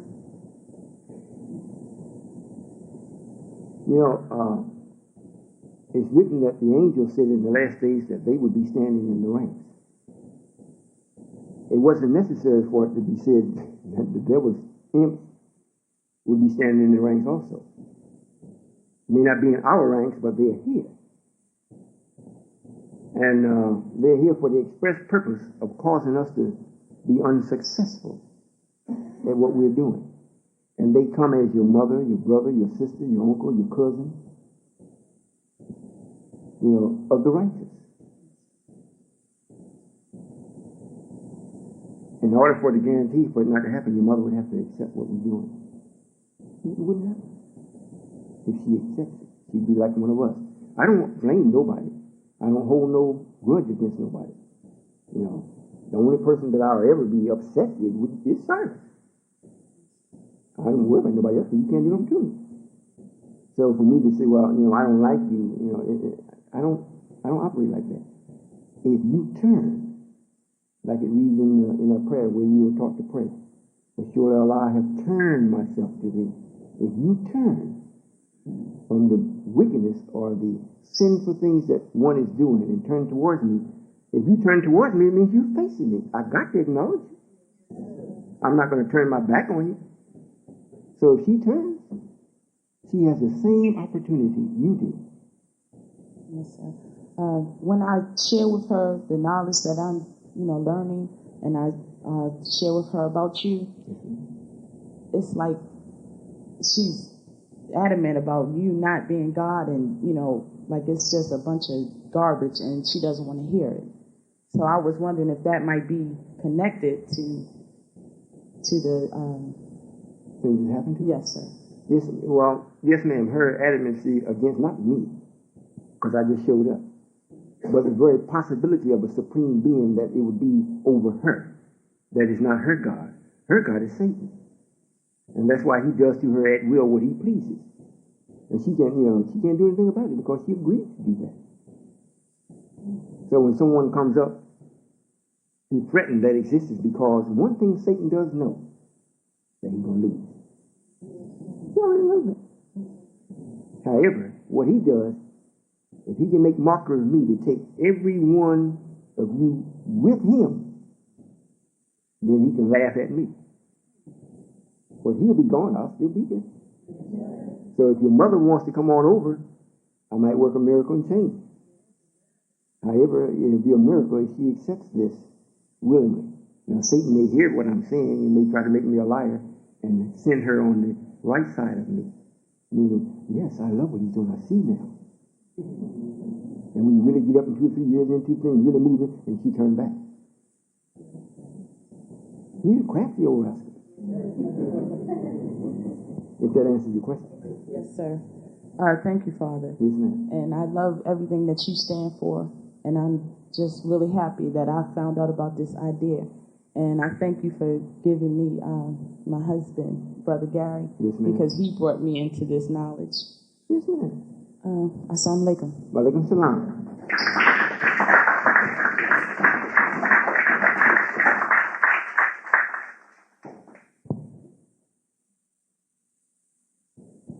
Assalamu alaikum. Wa alaikum salam. I have a question about a brother that is with us, and he knows that you are Allah, and he gets the teachings, and he heads in the right way. However, he seems to be stopped by, I guess you say, other forces. He doesn't. What would you say to this brother that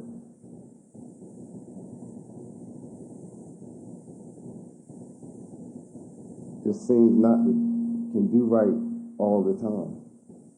Well, more than likely he's just accepted, or he's just testing this out, and he actually sees that I am Allah.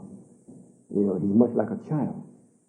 And I being Allah, sometimes they had me on the edge. They'd be running through the room, and the other little brother and sister, he stick his foot out. Not intentionally. And here's the big spill, boom. They do all kinds of things like that. They would be scaring you to death, Run around the corner and run into the door. In other words, it's a power that he's exercising, but he's not strong enough in it where he can protect himself from the other powers that's around him. He's got to grow. If you know him and he knows you, and if you all dialogue together, brother sharpens brother, and you help him to get strong. It'll be like two brothers going through this together. Instead of it being a force coming against him, it's coming against us, or the two of you. So he won't fall as quick. And what you do, I would suggest that you tell him, look, man, maybe you should call me so-and-so once or twice a week, or, you work out a schedule, when he starts to fall, and just before he does, call you, like we do the Arabs. Just before they get ready to go sin, they got to go pray. See? And it kind of slows them up from their sin. So you can do that until they get enough strength of their own, and then the calling will be necessary. If he's a black man, if he likes it, if he admits that I am Allah, and he tries, but he stumbles, it's just that he's young. Unless this brother is an elder brother, he's been in it for some time, but then he's not for real. It's like he goes downtown and he likes looking in Macy's window, never going by nothing. It just looks good, and the window shine, the mannequin got on the seat, whatnot, he's looking, pretending, but he never go in.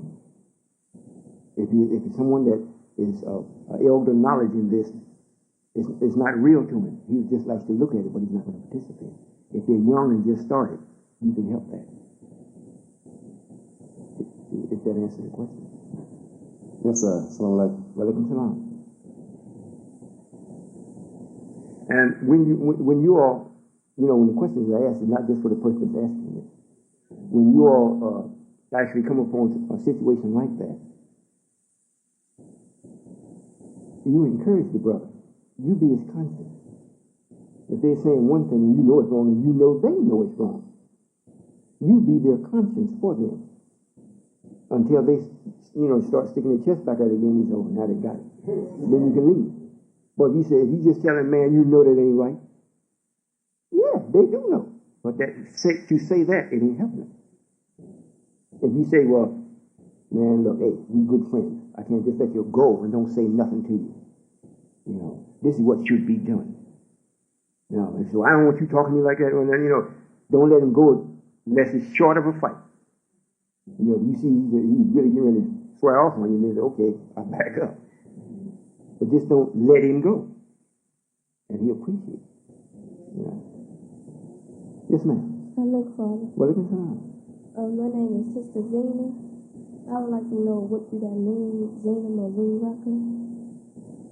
Zena Marie Rucker. Rucker? Yes, sir.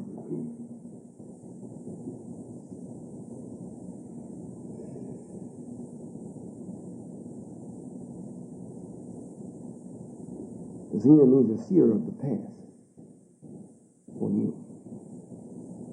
Marie?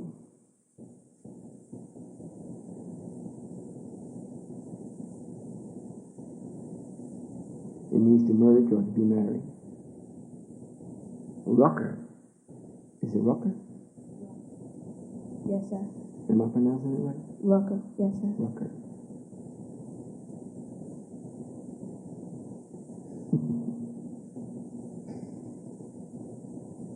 Are you playful? No, sir. I like to laugh a lot. So you're playful in your mind? Yes, sir. Do you have any brothers and sisters? Yes, sir. Do they like to play with you? One of them do.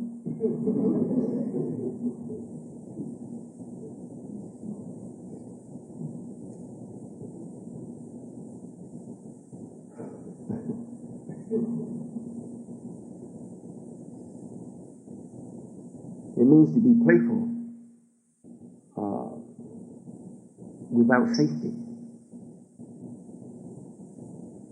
In other words, you're like carefree, a little dangerous in your play. You understand? Yes, sir. It's nothing bad. Nothing wrong with that. You're growing up, and as you grow, things that should be important will be important. So it's not a bad name. I'd much rather see someone vigorously at play. My daughter, I think she'll be, 6 years old this February? And she be putting on them boys. She putting in body slams and everything else.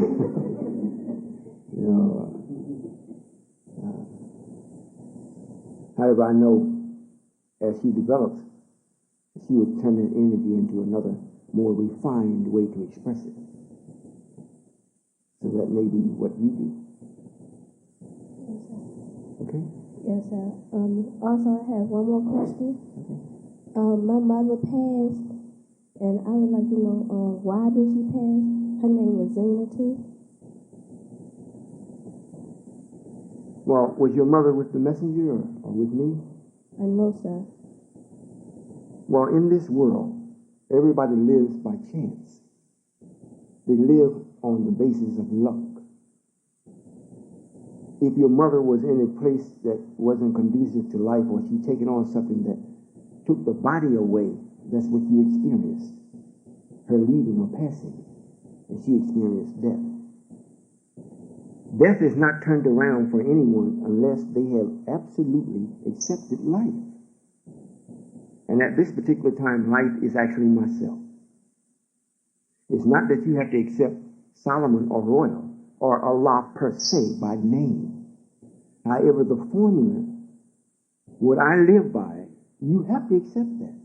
Then that's what staves off death. If that's not accepted, then you're living by chance. Because you're living under the rule of the evil one. And his wages automatically is death. Some go in the womb before the mother has a child, is born stillborn. You know, from that age right on up to 100 and something. However, the fact is, death will visit them. Out of all that they've done in life, their reward is death. In one sense, that's a hell of a reward. If you're with me and you accept life, you can never reach the end of the reward. The reward is so great and so tremendous, it constantly perpetuates life. So your mother, for whatever reason she had to pass, it may be very well that she did. It may have ended some suffering, and she has an opportunity to come back. And you will have made a heaven for her. Okay?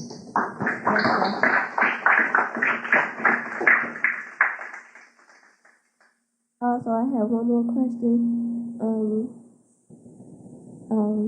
My mother passed, and I would like to know, will I retract, like, do the same steps that she went over? That's highly unlikely. I would say no, you wouldn't have to do that for the mere fact that you know me and you know us. And we're not redoing anything of the past or deal with anything that passes except time. You know, that's the only thing that we want to put death on. If you're with us, you will have your own tracks. And there will be tracks forever. Yes, sir. Thank you, Father. Yes, ma'am.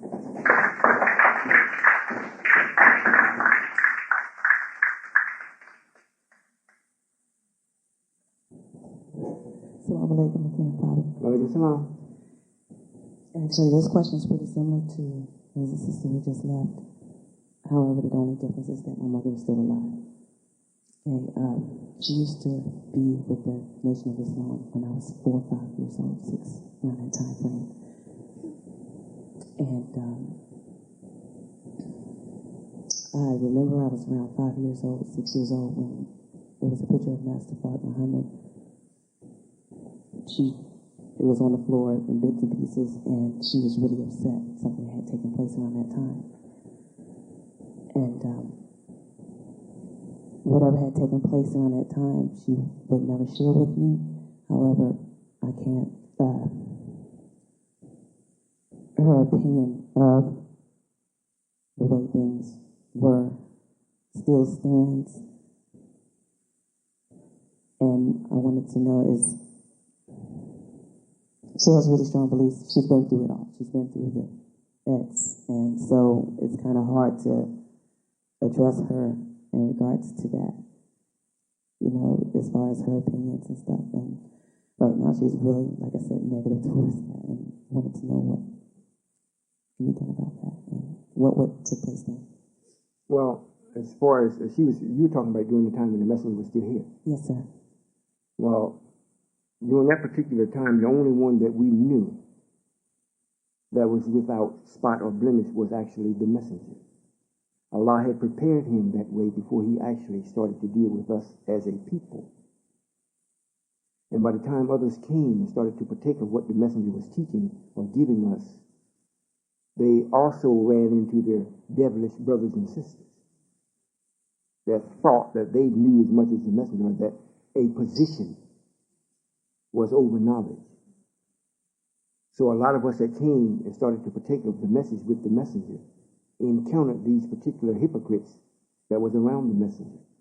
And they made it very miserable for us in such a way that most of us left. And because we encountered some carelessness for us from the officials. And the devil knew by us not having our knowledge that we would blame it against Islam or the messenger. And it appears as though this is what your mother has done. And it may be that she is going to the point of charging Master Fard Muhammad as being the author of this, and she called herself getting back at him. However, the wise thing to do, especially with a person that's at war, is to always make sure that you know what your enemy has. So if she sees us as the enemy of someone that is not worthy of her attention, however, it has attracted you and others, before she comes to a decision as though this is not worthy of her attention, she should make the proper investigation so that she don't lose unless she has sold her soul to Satan. If she's done that in her anger, then only I can save her, because Satan is going to hold her to the contract. So what I would suggest that you do is just speak to her just like this. Let her know that the messenger said after him comes Allah, not the officials, not the ones that were with him. And if she reads the Quran and the knowledge of the Quran, it will not make you no prisoner of me, the person. So this is what you tell her. And if she still wants to object to that, let her know, well, I'm not after no one that don't want to be with me. However, I have made provisions for such persons. And it is not a friendly place. So the choice is still hers. And she is not so great that she's the only one that has been hurt. No one was hurt more than my messenger. No one. He went to his death to pay the price for you all, or the ones that accepted his message. He went to his death for that. Now he has been brought back. He didn't come back. He has been brought back. And make sure he is able to collect the ones that accepted his message and him. So I would speak to my mother and give her at least that opportunity to make a choice. If you forget what I'm saying, get the tape and go over it so you can recite it to her. You know, the choice is hers. However, the consequences she didn't make, we have made them. So there must be a reward on both sides for right and wrong. Thank you for asking that question.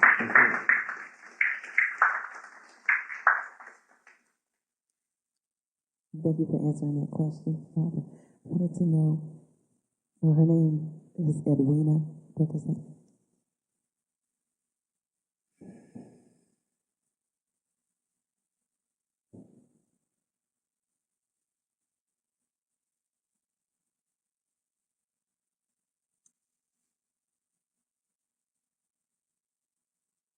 It means to be severed from the past. Thank you very much, Father. Yes, ma'am. Assalamu alaikum. Walaikum salam.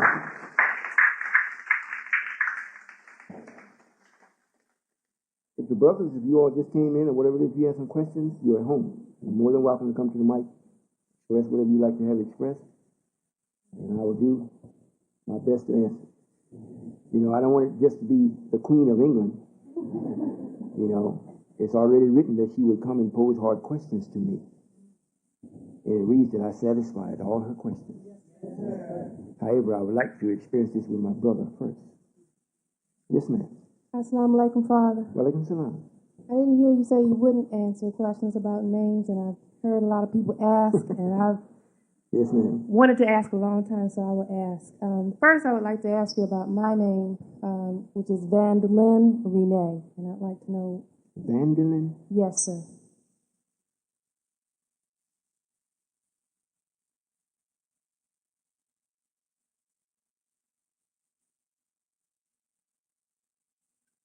It means keeper of you. It may sound strange. Not virginity, but your virginness. Keeper is like staying pure. You understand? What was your middle? Renee. Renee? It means to repeat or do over again. It's almost like revelation. It means that, you know, it's almost like you're destined to repeat it. However, repeating what you do is like repeating your innocence over and over and over. Yes, sir. I wanted to ask you about my father's name. His name was Sylvander. I wasn't brought up by my father, however, I did get to spend time with him from the age of 16 through 19. Sylvander? Sylvander, yes, sir.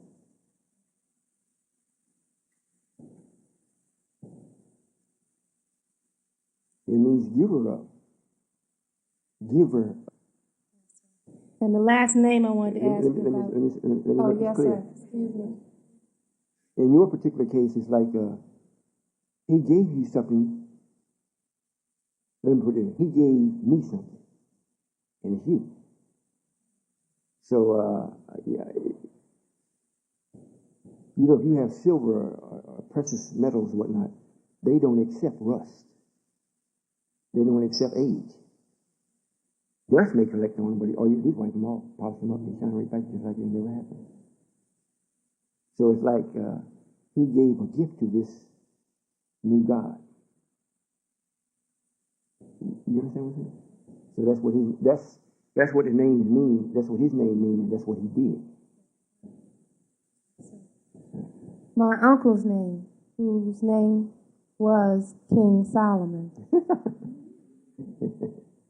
Well,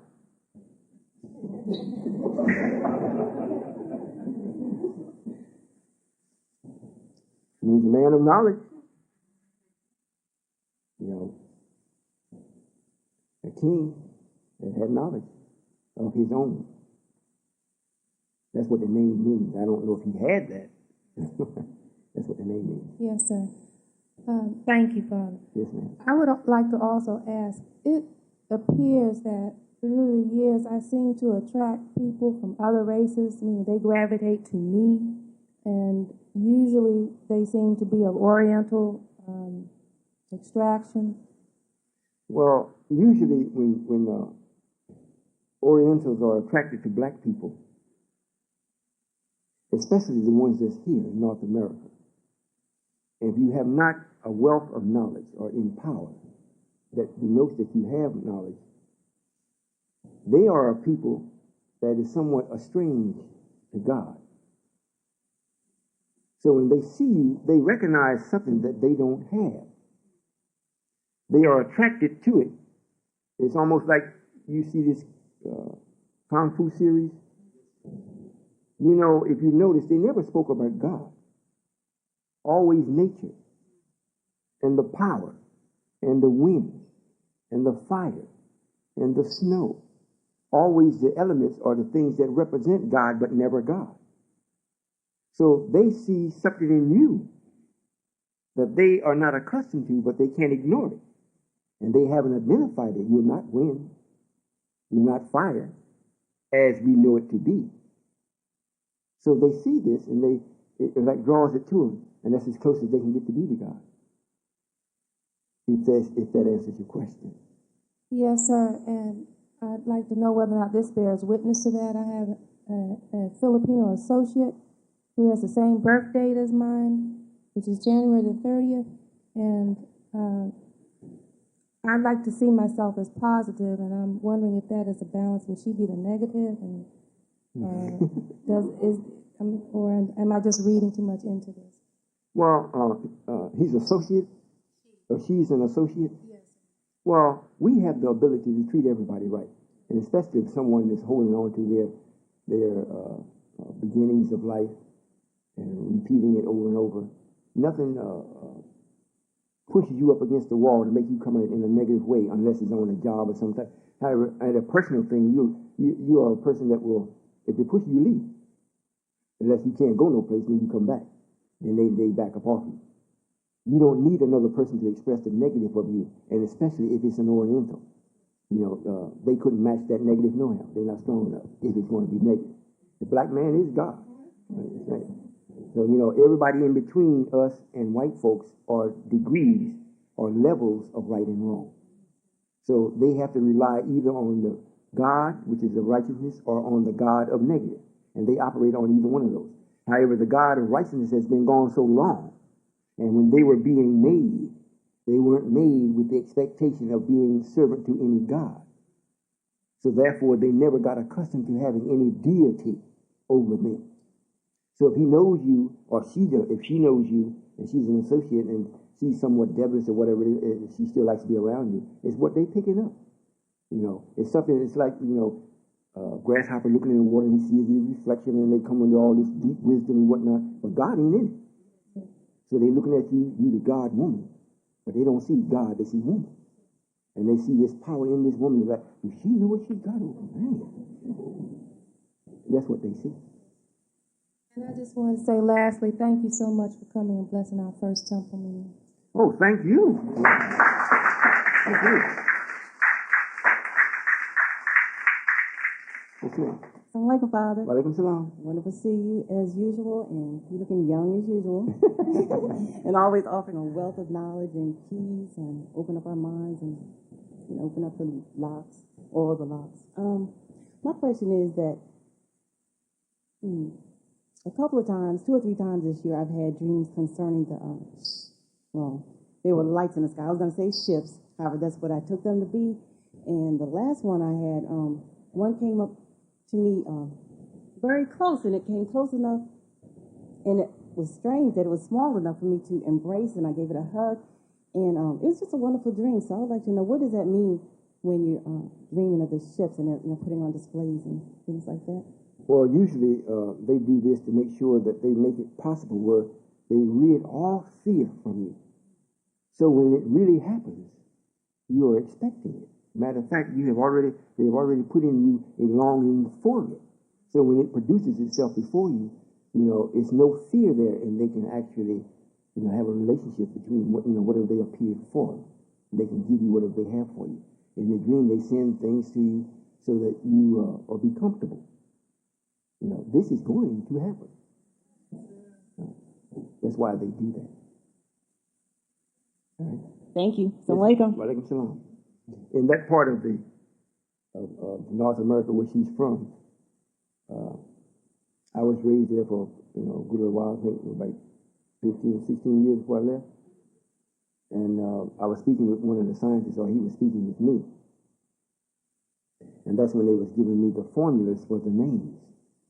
And they were telling me about the names of the places that surround the place where I grew up. And they said I was going to do some miracles there. I'm going to do a lot of things that are new, that hasn't been done, just to show what can be done and what's in my mind. And it's back home, where I call home. And it's in a state, out of all of the states, this state here is the most friendliest state as far as the land itself and the area itself. You can go to, even if you go down south, you go to Georgia, Alabama, whatnot, it has a different harshness to it. It can either get too hot, too rainy. Here it's almost like you're in the middle. It's neither north nor south. If you say, well, I'm going to Maryland, you're not going north, you have to say, I'm going east. So it's pretty conducive, and I've been here for some time. So it's almost like the land is blessed. And just about all of the important females that are with me at this particular time come from Maryland. It's like the state is the mother of Jesus. She's married. And the people here in this state is actually going to be married. They're going to be happy. They're happier here more so than any other place except in Kansas. And they have just elevated to where we are, through the work. I really had a barrier to break through there. It was like we went out into no man's land and started making something out of nothing. Yes, sir. Brother Captain. Assalamualaikum, Father. Walaikum salam. Yes, sir. I just wanted to ask you what's in store for the United Nations of Islam in '98. The new year is about to come in. So I asked you last year what was in store for '97, and it actually did happen. The United Nations of Islam is being noticed by the other people. So what's in store for us in '98?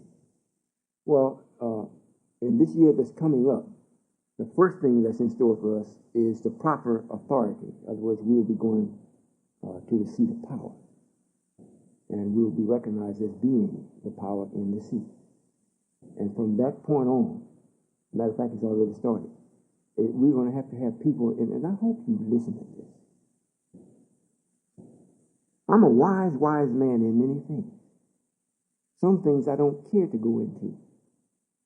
However, if I have to, I will. And when I do, it means that I'm taking from what I really want to do. To actually have a nation, and it really be a nation, not called a nation, but be it. It means that we have to have some thinkers. We got to have some mind power. We got to have some will that comes from the black man. And the will is like the messenger said, you got to stand up and accomplish what you will. This year that we are now coming into, the people are going to be so amazed at what they see. Not understanding it, but they're going to be amazed. They're going to want to give, and they're going to give that they have, hoping to see a magnification of what we're already doing. If we have no one to actually come and participate that are of thinking material, that are creators, that are scientists, that are chemists, if we have no one, and organizers, transportation people, because they're going to give this to us during this year of 1998. We're going to get it. And by coming, everybody will see by the time 98 rolls out that we are worthy to have it. You understand what I'm saying? That's what's happening in 1998. So we do need a lot of brothers and sisters from the ministers' camp will be coming, the younger people. One of our officials called me from California, and they informed me that the minister had gave instructions for his minister there to tell the believers that he would be gone overseas from 5 to 6 months and perhaps even longer. And that a scandal was going to come out on him in his absence. And the scandal was going to be so severe that it was going to try them to the very core, spiritually and mentally. And quite a few of them would want to come over with me and with us. However, he could help them against that. And the rest of them would want to go to Orthodox Islam. He wouldn't be able to help them against that. The key is that they're going to want to come with us. If we're not thinkers, and if we haven't mastered mathematics in the way of thinking, they're going to be a problem. I'm going to say it again. When you come out of, it's like you having a spoiled child. They come to your house, the child has had everything. Then when he comes to your house and he finds that now the only thing you have in your house is discipline. I mean, you don't have the fine cars. You don't have the big gold ring that covers your whole hand. You know, you don't have the alligator shoes. You don't have none of those things.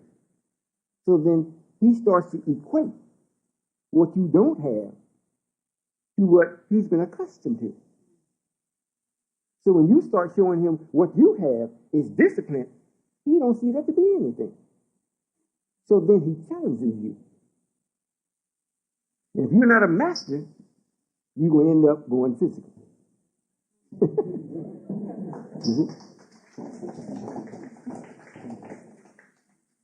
That's what is happening. So I just said that it's going to be a lot coming, and there is nothing that they can do to help them to stay away from me. There is no lie that can be told on the truth and stand. They can forget that. We're constantly, every day, still getting calls from their members wanting to have information, asking questions on the internet, and we are answering them. And they cannot come back with they don't come back like they used to, being smart. A couple of them I answered myself. They sure enough didn't come back with that. You know, Brother Secretary and Brother Derek wrote, and they came back with them very negative. So I said, well, it's time for this negative to stop. Let them hear what really is. So they call and tell me, well, Father so-and-so and so-and-so, and they wrote so-and-so. And I said, well, you say this, and you say that. The same much like we told the messenger. When the Arabs question you from the Holy Quran, when they say so-and-so and so-and-so, you say so-and-so and so. And they couldn't do nothing with him. The messenger passed, and they still can't do nothing with him. So it is with the people that is of ignorance. They're still in the dark. They can't do nothing with the light. However, they have no other opportunity afforded them except this. It don't make no difference how much they dislike it. That ain't got nothing to do with it. You know, if we the only one growing the beans and feeding them, they're going to come knocking for a bowl of bean soup. Believe that. And, you know, this unjustifiable love that people have for the minister, even in my face,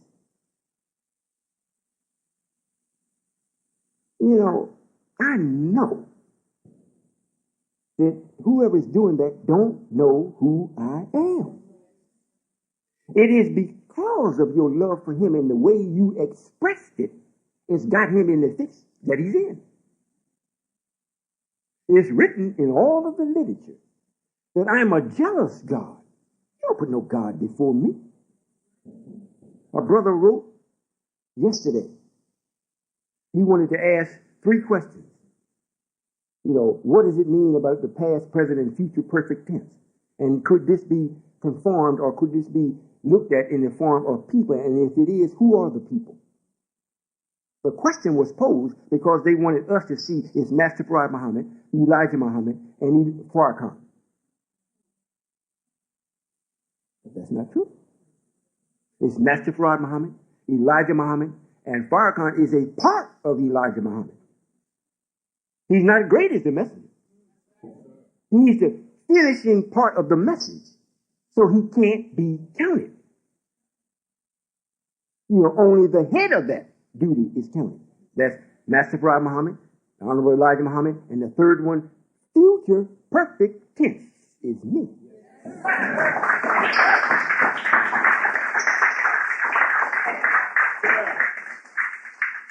However, this ignorant love and display for him is causing him to see himself more than what he is. So he's going to take a whipping more than what he can stand.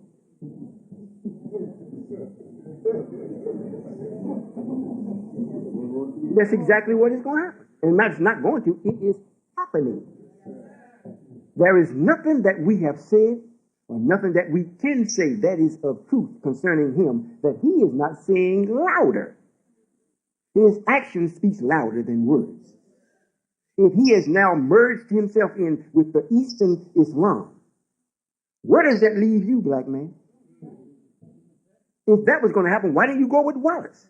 Why weren't you already a Sunni or a Shiite before Wallace was even stood up? Why was there a difference in the 2 expressions of Islam, Eastern and the one that the messenger brought up? And how could it be so much decisive information that comes from this little man and we just going to throw it as though it's not real? That don't make sense. So you're going to try to stomp it out and say it don't exist, and you're going to go and join on with the old and say that you are for your people. That can't be. That's impossible. So just that action alone automatically makes him take on a weight that he can't stand. It will, if he don't give it up, it's going to crush him. It's already crushing him. I heard the guy say yesterday, I think it was, or this morning, asking him about his prostate cancer.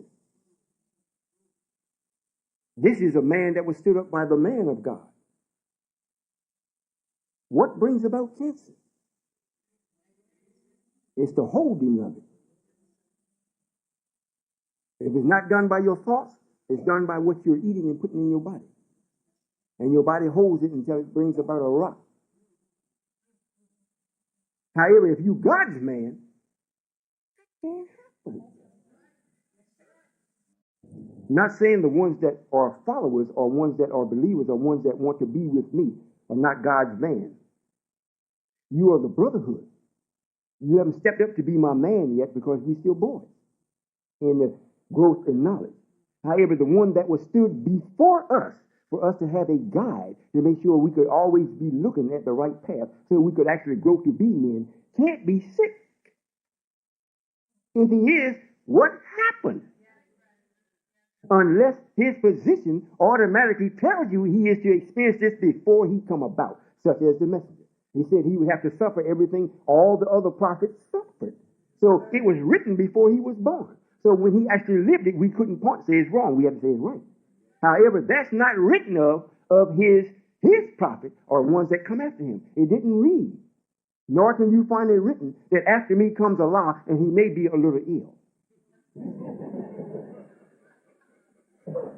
Or the minister, Allah gave me a prophet, his name is Aaron. In modern language, his name is Farrakhan.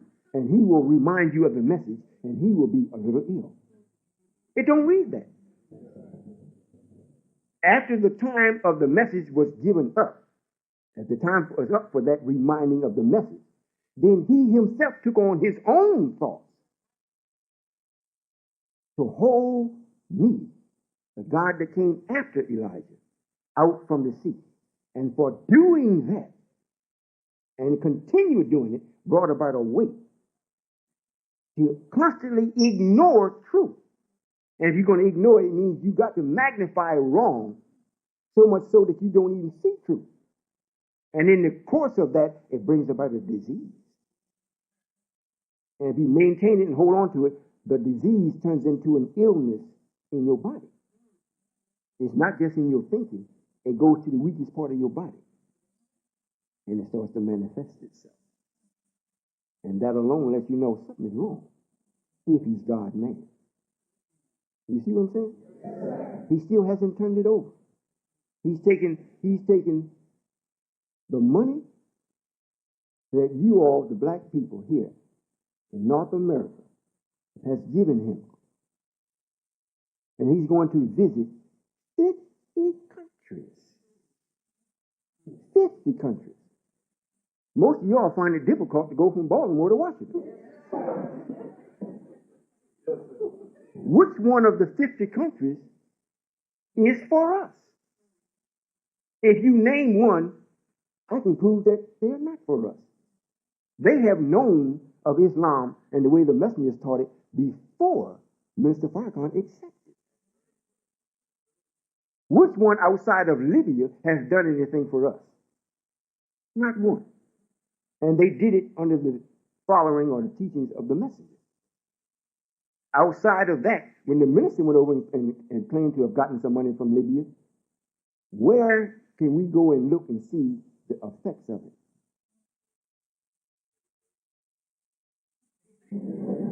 At his house. When the messenger got money from Libya, the temple is still sitting on Stony Island Avenue. He loaned him the money interest-free so we could purchase that temple. And we purchased it, not the minister. We purchased it.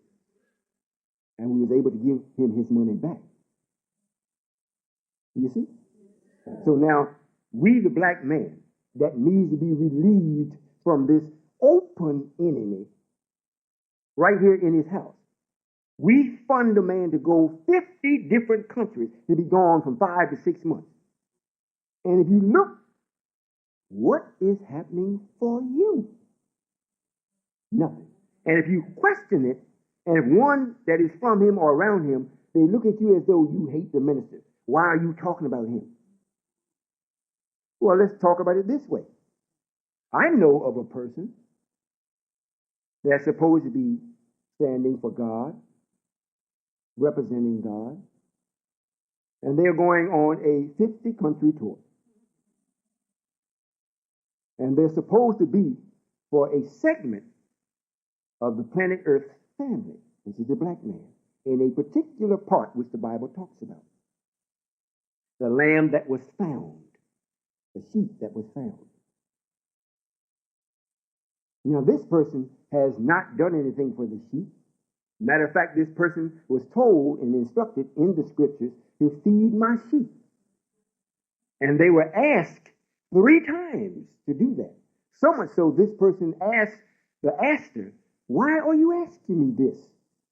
You know I will do this."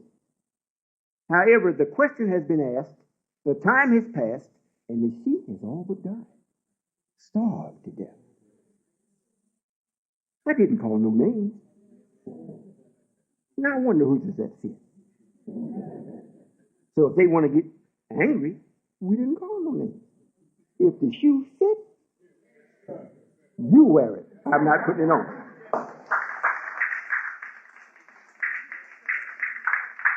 And another thing, if I go to your house, if I just hear about You need a liver transplant. It's out there. You don't know me. However, the word is out there that you need a liver transplant. You let everybody know what type and everything. I have it. Nobody else has it. We done canvassed the whole planet. It's one in a kind. You still don't know me.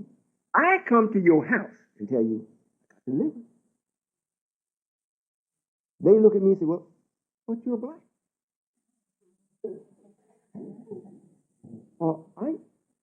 I can't receive that liver. But there's no other livers now. And then I show him all the documentation. I came to him. He didn't come to me. And I show him the documentation and the spirit in which I'm bringing in such a manner, he know I'm telling the truth. However, because I'm unsightly to his eye, he rejects what he needs for life. That's what I did with the minister. There's no way in the world. I don't deal in such a way. If I go there and talk to you concerning something, just like I'm here today, you look at the tape and go over, you're not going to find nothing wrong. The brother stood up and said, well, I'm a follower of Silas.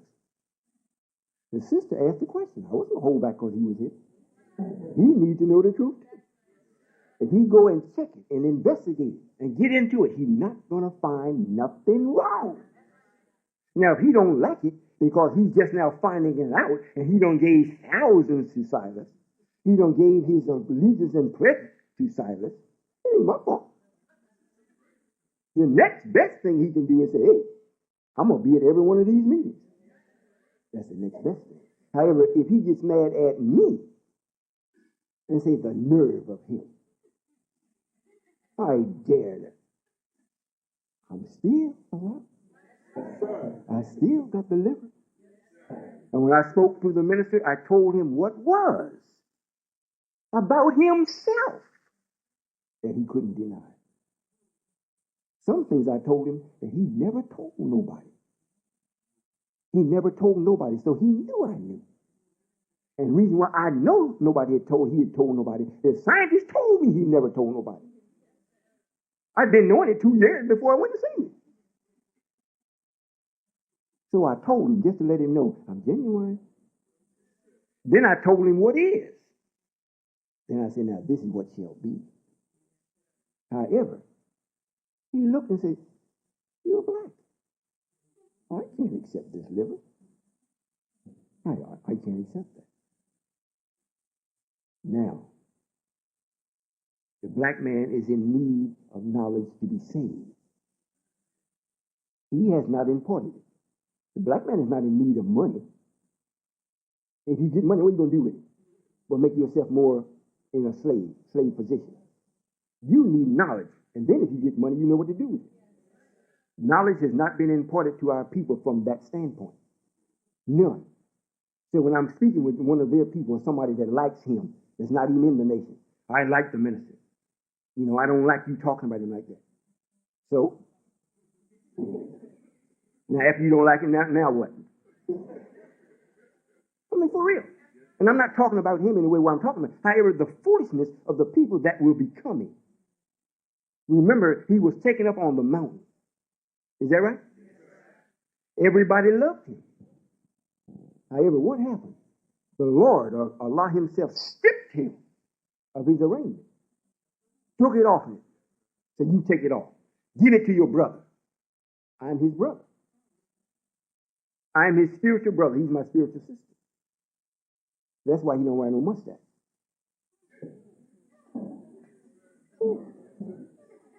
I got a heavy one.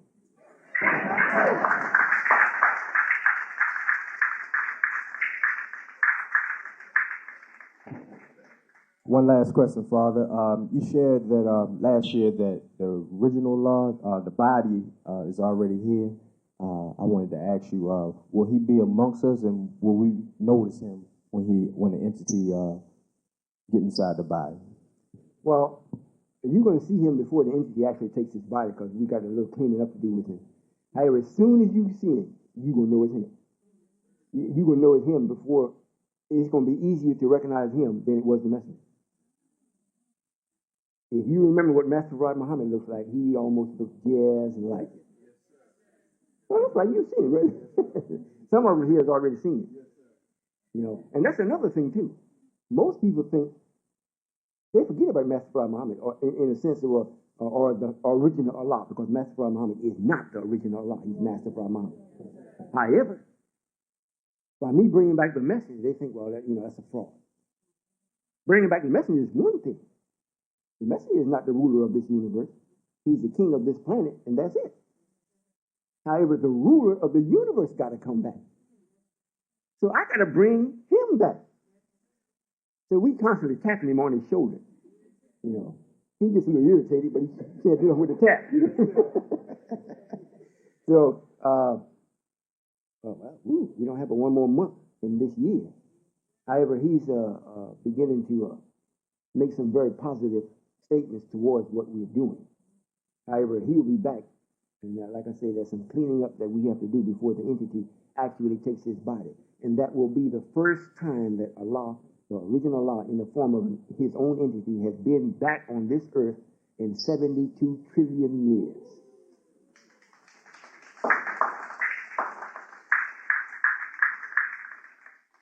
You know, a lot of people may think, well, I won't say a lot. People may think, it's very little people here. You know, it can't be doing that much. There's not that many people. If I had to wait and rely on the people that actually come before me in my presence and see me or to get things done, you would be right in your thinking. Very little would be done. I'm an individual that works this way. You never see, 99.9 never see me.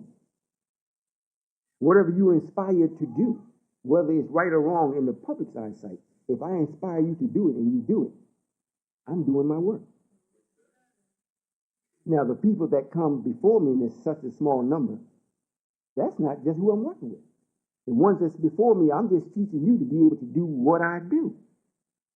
To have other people do things. The ones that don't come before me and don't learn, they are always working for us. They never get to be the employer. You hear it? So you all that are with me, that's in my presence and are learning, you're going to learn how to make things happen without you being there. You see? As much as like what the minister's doing. He calls himself a friendship tour. You know who the friends is really going to express their friendship to? It's going to be us. By him merging in like that, there is no more nation. It automatically extinguishes the nation. There is no nation. The question was asked, are you going to accept white folks in? You know, if it's already Islam around the world, such thing as accepting them in. You know, the question should be asked, will white folks in North America ever accept Islam?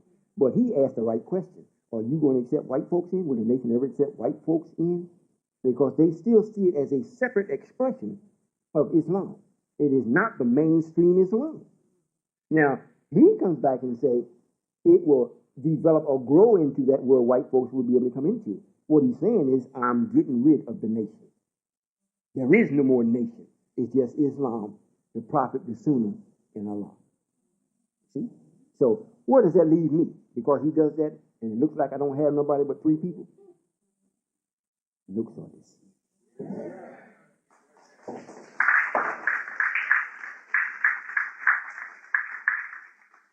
There are too many things that are still standing that bear witness that we must do something for ourselves as a people. Just a rebel flag. Just Old Glory. And every place I go, and I'm sure you all experience the same thing, unless I specifically take time and point out and pick out a black establishment everywhere I go. And they are the ruling class of people. They outnumber us almost 50 to 1. So if I want a good meal, if I have made the restaurant myself, I got to go to his restaurant. And if I dress right and look civilized enough, they treat us very well. However, the whole aura of the place is rejecting it. If you're not alive, you don't notice this. You're just going, oh man, this is nice. Go and flop down and eat. And think, if they come and say something to you, you think, well, you come up with about rights, and your civil rights. The whole establishment is already built against you. The one that is alive, when you step in right away, you pick up the word. Oh, I will eat here. However, I already know I'm not welcome. Since it is a system, and they're not going to do anything, as long as I'm civilized, I'll go ahead and eat. However, as a person to another person, I already feel without them saying it, I'm not appreciated here. So automatically, it already spoils half of my food. It takes the goodness out of the food because I'm digesting an attitude along with the food that they prepared. And most of it has been stripped and robbed of its nutrients anyhow. So when are we going to have a place where we go? I went out with, what's the day, Sunday? Saturday morning, I was going to take care of some business. I said, I'm going to stop by here and they make bran muffins. I said, I'm going to eat their bran muffins. I've been there before.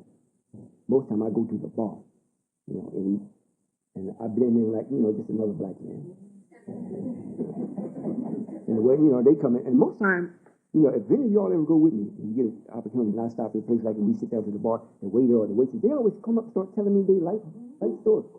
And I laugh, smile with them, I listen, However, yesterday, I had my wife with me, and I said, well, and brothers, when you go to a restaurant, you never sit your wife on a stool. You never go to the bar and let her sit at the stool with you, at the bar and on a stool with you. You always get a table. So they came in, and we walked in, they looked at us and everything. Have a seat. Yes, they wanted, what seat we wanted. Non-smoking. So they carried us over and set us a sandwich just right between open end. So close that we could hear all their conversation. So I said, how can I stack up a conversation? I started talking about what we're doing, as far as building. They sit down, they talk about the man was talking to his son about the killer whales and the different sharks and what part of the country they are and why so many and so and so. And the little boy was answering it. I said, either he's smart, he's been looking at, Discovery. The father, I guess it was his father, in other words, the grown-up was asking the boy, and he looked to be about 7, 8 years old, and he was rattling it off. I said, hey, I got to start talking about something too. When do you think we should have a supermarket all the way open? And whatever. And after a while, they stopped talking. They started listening. Black people talking about you. And then they got up and left, and we got up and left. However, it's not ours. And going to visit 50 other cities, countries, still ain't gonna make it ours. The Chinaman got his. The brown man got his. The yellow man or the white man got his. The Indian got some of his. The black man in North America got nothing. And going to visit the countries that already know we are here, already know that Allah has raised a messenger up for us. And if we ignore the message, they don't have the right to make us accept it. They only can help us if we accept it. If we reject it and turn and run from it and don't accept it, then they can't make us.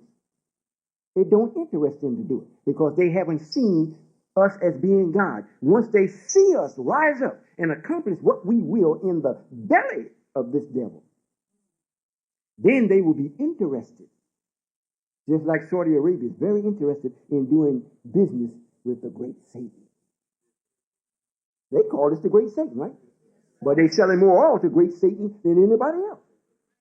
They got billions in the bank of great Satan sitting here as collateral and a whole bunch of, they got a bunch of stuff with great Satan. So here comes somebody standing up that really is the God, not a God, the God. And you start showing that you're God because you're bringing out of your mind what's in it. What do you think they're going to do with us? Like the Queen of Sheba said, the half of you I didn't hear. I'm going to send back for more gold, myrrh, cedar trees, iron, nails, silver. Shiploads I'll be sending back to you. And you don't owe us nothing.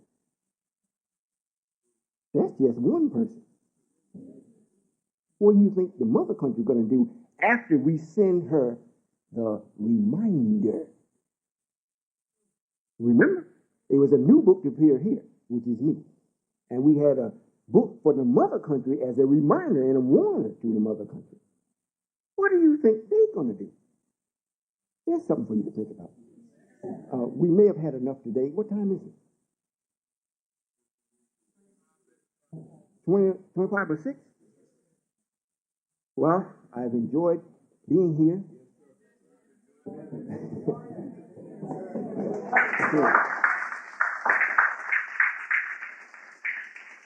I want to say a couple things about the place here and the ones that are with us to let us know that things are being given to us.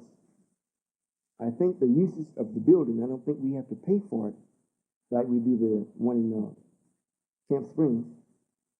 Do we have to pay for this? We don't have to pay for it. And I think we have the use of it every Sunday. So you all do what you have the power to do. Go out and get the ones to come so that they can see. Don't beg them one, just let them know. There's going to be a little ruckus about the authenticity of this. But as soon as they check it, even if they check it from the negative, they can't find negative, so they're going to see right. So make sure that we do all we possibly can to get them here. You have time to check what we have there in the rear on the tables. That is ours that we produce. And we have already started the building of what's in our mind so that we can be respected by the other people of the earth.